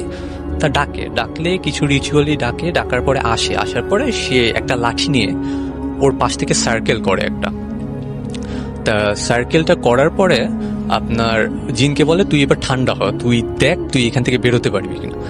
তা তখন জিনটা ঠান্ডা হয়ে বলে কি না, আমি এখন আর বেরোতে পারবো না জায়গা থেকে। বলে তুই কে, তারপর জিনের উপর কিছু টর্চার করে, জিনকে কিছুভাবে মারে, কিছু স্পেল পড়ে। বলে রাখা ভালো, এগুলো সব মুসলিম স্পেল, আমাদের সুরা টুরা এইসব পড়ে আঘাত করার পর বলে তুই কি এখন আমাদের সাথে কথা বলবি? তখন ও বলে হ্যাঁ রাজি আছি, আমি এখন আপনাদের সাথে কথা বলবো। তখন বলে তোরা কয়জন? বলে যে আমরা 3 জন। বলে যে 3 জন তো ওর মুখ থেকেই বলছে, হ্যাঁ ওর মুখ থেকে বলছে, আমার ওয়াইফের মুখ থেকে বলছে যে তোরা কয়জন? তা ওর মুখ থেকে বলছে যে আমরা 3 জন। বলে যে তোরা কারা, কি পিচাস, কি ধরনের জিন? তা বলে আমরা পিচাস বলে। কিছু ধরনের জিনের কথা বলে আমরা পিচাস। এখন বলে যে তার মধ্যে জিন বলতেছে তার মধ্যে আমি মুসলমান আর দুইজন আছে, এরা দুইজন হচ্ছে হিন্দু। তা বলে হিন্দু বলার পর বলে তোরা কি করে যাবি, বলে আমরা এই মেয়েকে ছেড়ে যাবো না, যেভাবে করে সাধারণভাবে অনেকেই জানে জিনে বলে যাবো না, এই করবো না ওই করবো না, ওইভাবে বললে তখন সেই হুজুর ওই জিনের উপর আবার একটু টর্চার করে। কিছুটা টর্চার করার পরে জিনগুলো যেতে রাজি হয়। বললে হিন্দু জিন দুটা বলে সে সময় যে আমাদেরকে তো পাঠিয়েছে সেই জটা, যে জটার কাছে তোমরা গিয়েছিলা, সে জটা আমাদেরকে পাঠাইছে তোমাদের কাছে। তা বলে তাহলে তোরা চলে যাও, বলে আমরা তো যাইতে পারবো না, আমরা গেলে জটা আমাদের উপর অত্যাচার করবে। তখন বলে আচ্ছা তাহলে একটা কাজ কর, তোরা কালেমা পড়ে মুসলমান হয়ে চলে যা। পরে ওখান থেকে ওই জিন দুইটা কালেমা পড়ে মুসলমান হয়ে কোরআন শরীফ ধরে প্রতিজ্ঞা করে চলে গিয়েছে। সাথে এই যে জিনটা আমাদের এখন স্টে করছে, এই জিনটাকেও কালেমা পড়ে কোরআন শরীফ ছুঁয়ে তবা করানো হয়েছিল যে তুই চলে যাবি। ও তবাও করেছিল, কিন্তু ওই দুইটা জিন, যে দুইটা হিন্দু ছিল, ওই দুইটা চলে গিয়েছে, কিন্তু এ আর যায়নি। এই কিছুদিনের জন্য অফ গেল, অফ থাকার পরে কিছুদিন পর থেকে আবার সিনড্রোম শুরু হলো। এইবার কিছুদিন পর আবার একটা হুজুর দেখালাম আমরা এরকম সিনড্রোম দেখতে দেখতে যে নিশ্চয় বন্ধ হয়ে আমি যায়। আবার একটা জিনিস দেখতে পেতাম যে আমার সাথে সবাই বসা, বাট আমি দেখতে পাচ্ছি কেউ একজন মানে ছায়ামূর্তি টাইপের 3 জন বা 6 জন একটা বড় প্লেট টাইপের কিছু এনে আমাকে নিয়ে যেতে আসছে। এরকম দেখে আমি চিল্লাপাল্লা করতাম, মাঝে দেখতাম যে উল্টো দিকে নামাজ পড়ছে বাট উল্টো দিকে, পশ্চিম দিকে না, উল্টো হয়ে নামাজ পড়ছে, এরকম কিছু জিনিস দেখতাম। তারপর সাউন্ড পেতাম যে কেউ আমাকে ডাকছে বাইরে আসতে, রাত্রেবেলার দিকে প্রায় 2:30-3টার দিকে, তখন দেখা যেত আমাকে ডাকছে। অনেক সময় এই সাউন্ডগুলো আমার মা বাবা বা আশেপাশে যারা থাকতো তারাও পেত, গেট খোলা হলেও আর কাউকে দেখতে পেত না। এখন যেটা করব সেটা হচ্ছে সরাসরি চলে যাব আরো একটি ঘটনায়, এবং এই মুহূর্তে আমার সঙ্গে আছেন আপনাদের অত্যন্ত পছন্দের একজন মানুষ, যিনি হচ্ছেন আফনান ভাই। তাকে আমি বলেছিলাম এবং তিনি একটা ঘটনা পাঠিয়েও দিয়েছেন। তার সেই ঘটনাটি আমি এখন আপনাদের জন্য প্লে করছি, আশা করছি আপনাদের সবার ভালো লাগবে।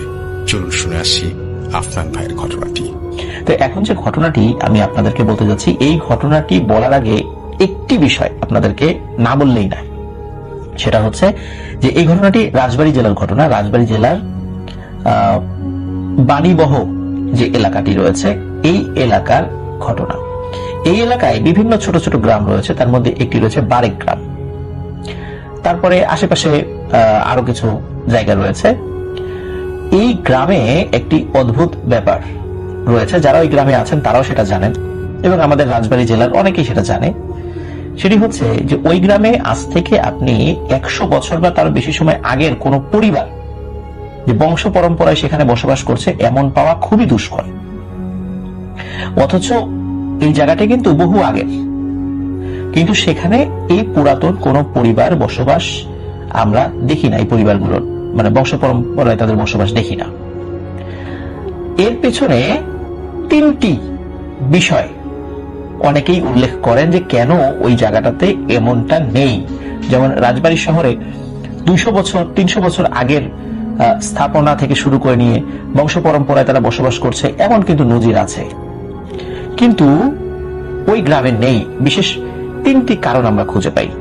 এই 3টি কারণের মধ্যে কোনটি যে সত্যি এটি বলা মুশকিল, তবে 3টা ঘটনার যদি আমরা একটা যোগ সূত্র বের করতে পারি তাহলে আমরা একটি সিদ্ধান্তে উপনীত হতে পারি যে হ্যাঁ সত্যি এই টাইপের ঘটনা ঘটেছে, কিন্তু এটি যে ঘটেছে এটি আসলে বলা খুবই মুশকিল। তো আমি 3টি বিষয় আমি আপনাদের সামনে উপস্থাপন করছি। এই 3টি বিষয়ের সর্বশেষ যে বিষয়টি উপস্থাপন করব সেটি মূলত আমাদের আজকের বলার মূল ঘটনা। তো আজকের এপিসোডে আমি মূলত 2টি ঘটনা শেয়ার করব, আর প্রথম যে ঘটনাটি, এই ঘটনাটির 3টি অংশ রয়েছে। তো শুরু করছি। এই ঘটনাটি শোনা যায় আজ থেকে প্রায় 150 বছর আগে ঘটেছিল। সেটি হচ্ছে এই বাণীবহ এলাকায় ভয়ানক কলেরা হয়েছিল।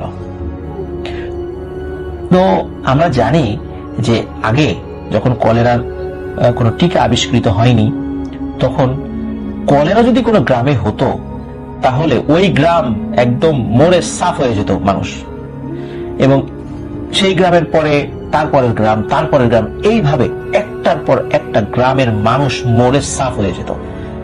গ্রাম পরিণত হতো একটি বিরান মরুভূমির মতো। ঘর বাড়ি আছে, গাছপালা আছে, কিন্তু কোনো মানুষ নেই। ওই মানুষগুলোকে যে কবর দেয়া হবে, কবর দেওয়ার মতো কোনো মানুষ পাওয়া যেত না। ভয়ে মানুষ ওই গ্রামের মধ্যেই আসতো না। সাধারণত এই বিষয়গুলোকে আমরা ওলা ওঠা বলি। ওলা বুড়ির বিষয় কিন্তু আপনারা জানেন, যে কোনো একটা বৃদ্ধ বুড়ির মতো আসে, সে যেই গ্রামে ঢোকে সেই গ্রামে কলেরা ঢুকে যায় এবং মানুষ মরে সাফ হতে থাকে। এই ঘটনা কিন্তু আগেও বলেছি আমি। তো বলা হয় যে ওই গ্রামে আজ থেকে প্রায় 100 কি 150 বছরের মধ্যে এরকম একটি ভয়ানক কলেরা মহামারী দেখা দিয়েছিল, যার ফলে ওই বাণীবহ এলাকার মানুষ মরে সব সাফ হয়ে গিয়েছিল। যার কারণে ওই এলাকাতে দীর্ঘদিন যাবত কোনো জনবসতি পুনরায় স্থাপিত হয়নি। পরবর্তীতে বিভিন্ন সময়ে মানুষ আস্তে আস্তে আস্তে আস্তে সেখানে আসে আশপাশ থেকে, এবং সেখানে আস্তে আস্তে আবার পুনরায় জনবসতি গড়ে ওঠে। এটা হচ্ছে একটা মত। আরেকটি মত, সেটি হচ্ছে যে ওখানে এক রাতেই নাকি সবাই মারা গিয়েছিল। এর পিছনে একটি ঘটনা কেউ কেউ বলেন, সেটি হচ্ছে যে রাতের বেলা অন্য গ্রাম, যেটা পার্শ্ববর্তী গ্রাম, তারা ওই গ্রামের উপর দিয়ে একটি বাতাস হচ্ছে, হু হু শো শো করে শব্দ, হু হু করে শব্দ, এরকম শব্দ হচ্ছিল। মনে হচ্ছিল যে বাতাস হচ্ছে, কিন্তু ওই বাতাসটা পাশের গ্রামে ছিল না। গভীর রাতের বেলা তারা সেটা শুনতে পাচ্ছিল, তো ওই গ্রামে মনে হয় ঝড় হচ্ছে বা এরকম কিছু। কিন্তু সকালবেলা দেখা গেল ওই গ্রামে কোনো মানুষের সারা শব্দ পাওয়া যাচ্ছে না, বা ওই গ্রামের কোনো মানুষদেরকে রাস্তাঘাটে দেখা যাচ্ছে না। তারা যখন কেউ কেউ ওই গ্রামে প্রবেশ করে, তখন ঘর বাড়ি বন্ধ অবস্থায় পায়। গরু ছাগলগুলো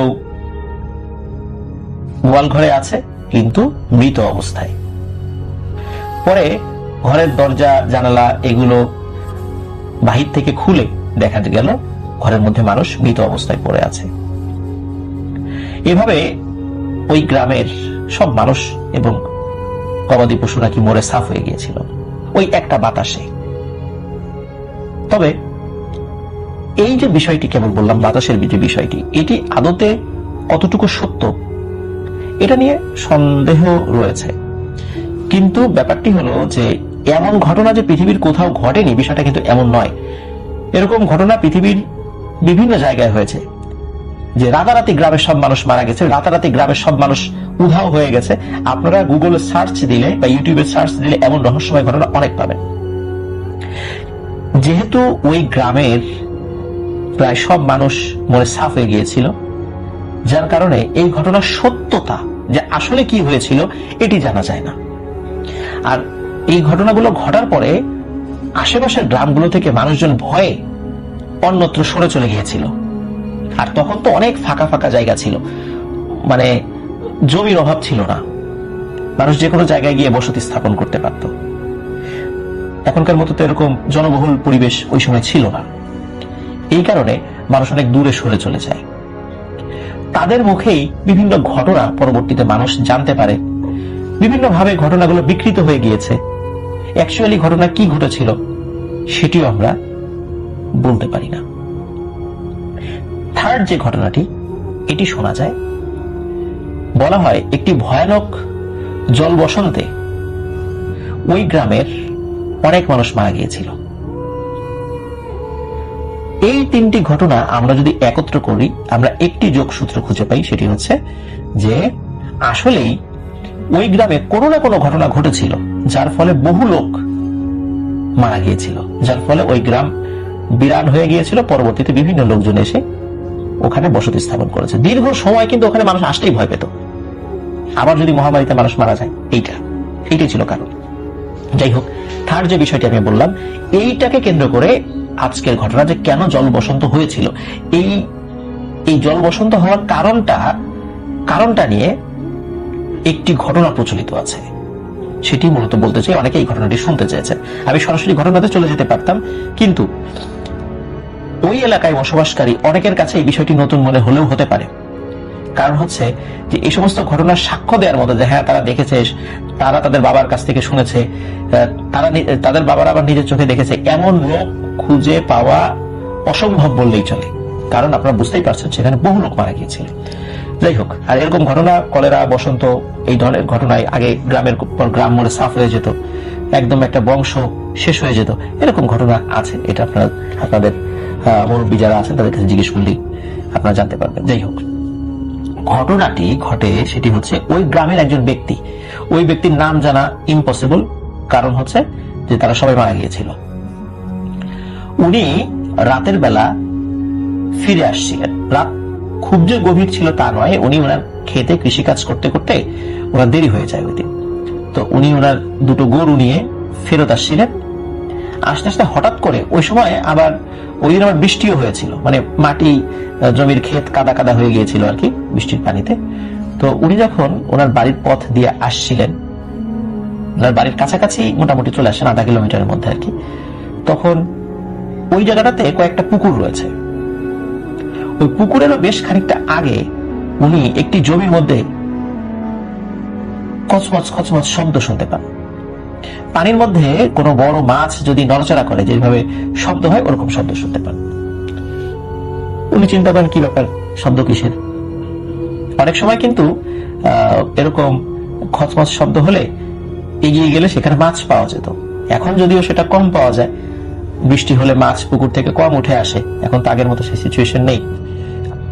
তো আমিও ছোটবেলায় দেখেছি যে কই মাছ, টাকি মাছ পুকুর থেকে বৃষ্টির সময় উঠে এসেছে, আপনারা হয়তো অনেকে দেখেছেন। তো যাই হোক, ওই চিন্তা করে যে হয়তোবা ওই বৃষ্টির কারণে পুকুর থেকে কোনো বড় মাছ উঠে এসেছে, কাছেই তো পুকুর ছিল। তো উনি ওই জায়গার ওই শব্দ যেখানে হচ্ছে সেখানে যান। সেখানে যাওয়ার পর উনি দেখতে পান ওই ক্ষেতের মধ্যে তো পানি আছে, ওখানে বিশাল আকৃতির একটা শৈল মাছ,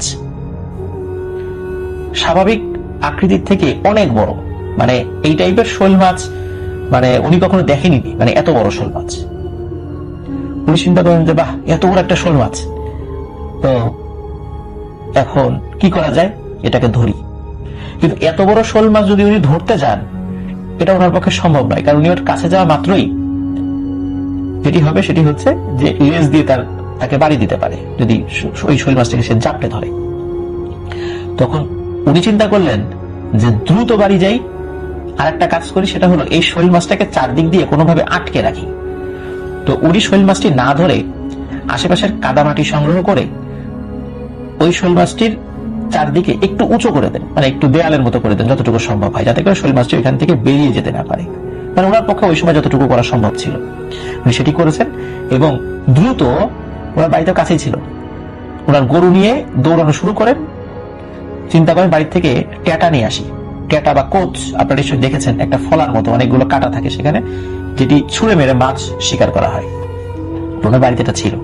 উনি চিন্তা করেছেন ওটা নিয়ে আসি, ওটা নিয়ে ট্যাটা দিয়ে এটাকে মেরে ফেলি, তাহলে এখন তো খালি হাতে আমি ধরতে পারছি না, ট্যাটা দিয়ে মারলে রক্ত বেরো বেরো দুর্বল হয়ে যাবে, তখন আমি ধরতে পারবো।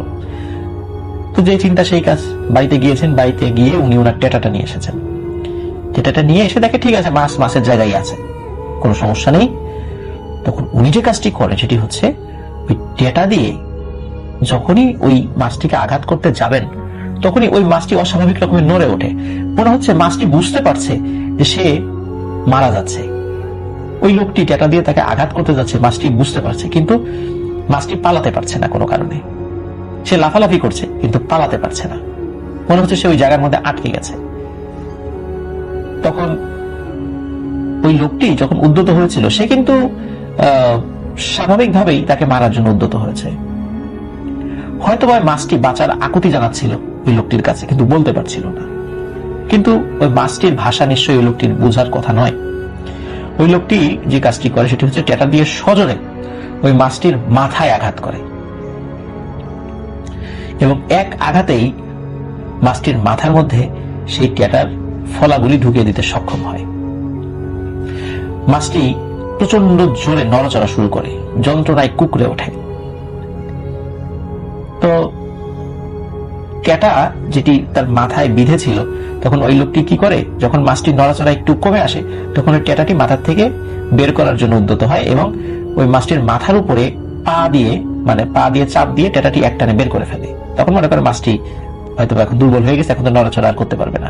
এখন মাছটির যেই ফুলকা আছে, ফুলকার মধ্যে দিয়ে দড়ি দিয়ে মাছটিকে বেঁধে টানতে টানতে সে নিয়ে যাবে। সে চাচ্ছিল না যে গ্রামের মানুষজন বেশি দেখুক, কারণ তাহলে তো মাছের ভাগ দিতে হবে।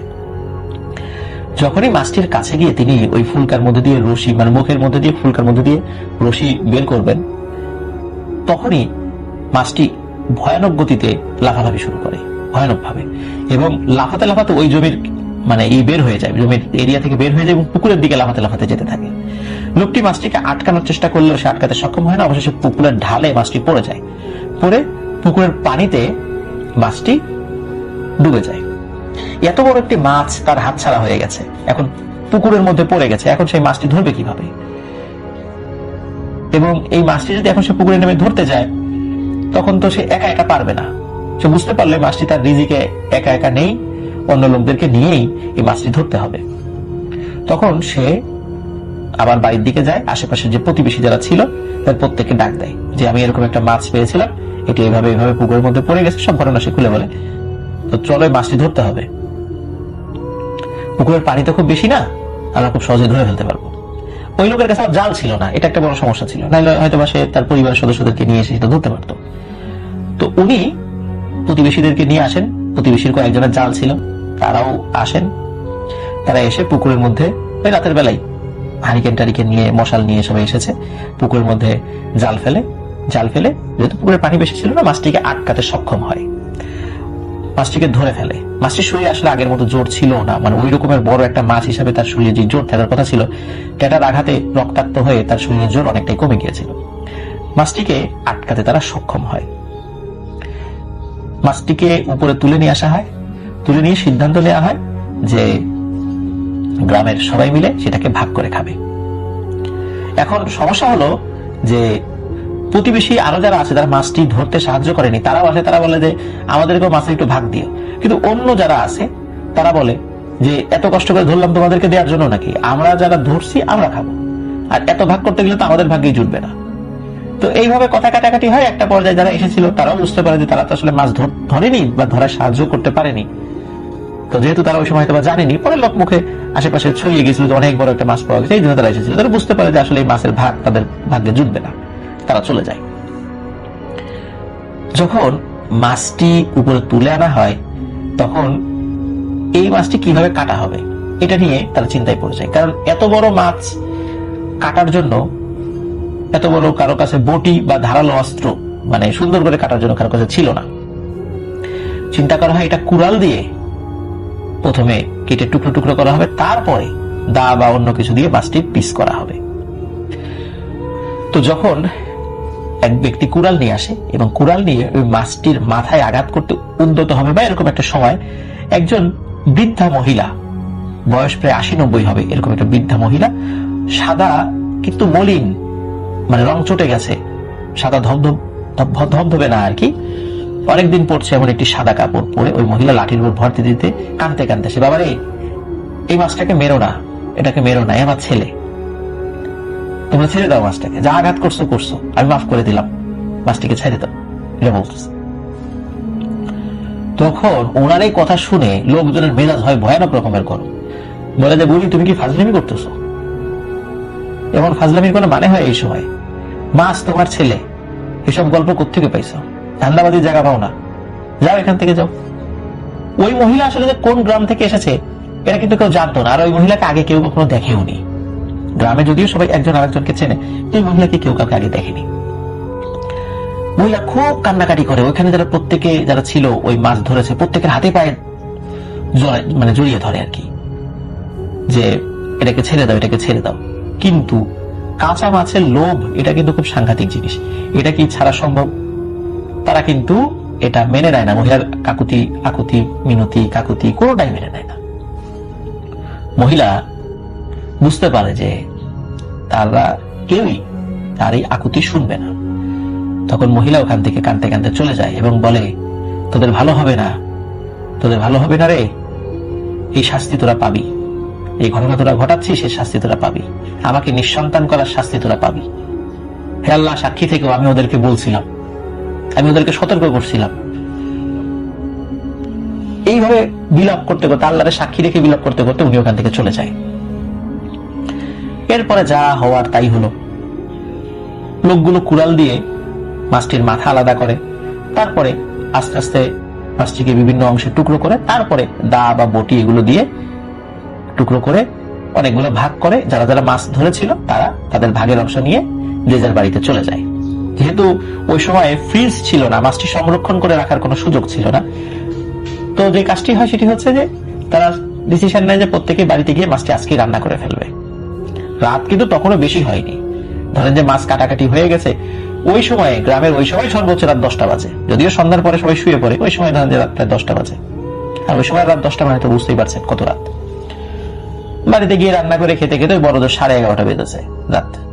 খাওয়া দাওয়া করে তারা শুয়ে পড়ে। শুয়ে পড়ার পর আরেকটি বিষয়, সেটি হচ্ছে ওই যে মাছের যে কাঁটাগুলো, খাওয়ার পরে তারা মাছের কাঁটাগুলো ঘরের বাইরে ফেলেছে, কেউ কেউ ঘরের ভিতরেও রেখেছে, সকালবেলা ফেলবে। রাত প্রায় আনুমানিক 1টা কি 1:30 এরকম আর কি। তো ওই সময়ে করুণ কান্নার স্বর, একটা মহিলা, বৃদ্ধা মহিলা খুব কান্নাকাটি করছে। প্রত্যেকটা বাড়ির পাশ দিয়ে এসে গেছে, প্রত্যেকটা বাড়ি, ওই গ্রামের প্রত্যেকটা বাড়ির পাশ দিয়ে এসে গেছে এবং বলেছিল, আমার ছেলেকে তোরা বাঁচতে দিলি না, মনে করছিস তোরা বাঁচবি? হবে না, তোরা বাঁচতে পারবি না, এর শাস্তি অবশ্যই তোরা পাবি। তো এরকম করে প্রত্যেকটা বাড়ির পাশ দিয়ে গেছে। যারা মাছ খায়নি, ওই যে যারা ভাগে পায়নি, তারাও ওই মহিলার কান্নার শব্দ শুনেছে। এরপরে যেটি হয়, সকালবেলা মানুষজন স্বাভাবিকভাবেই তারা তাদের কৃষিকাজে বের হয়ে পড়ে।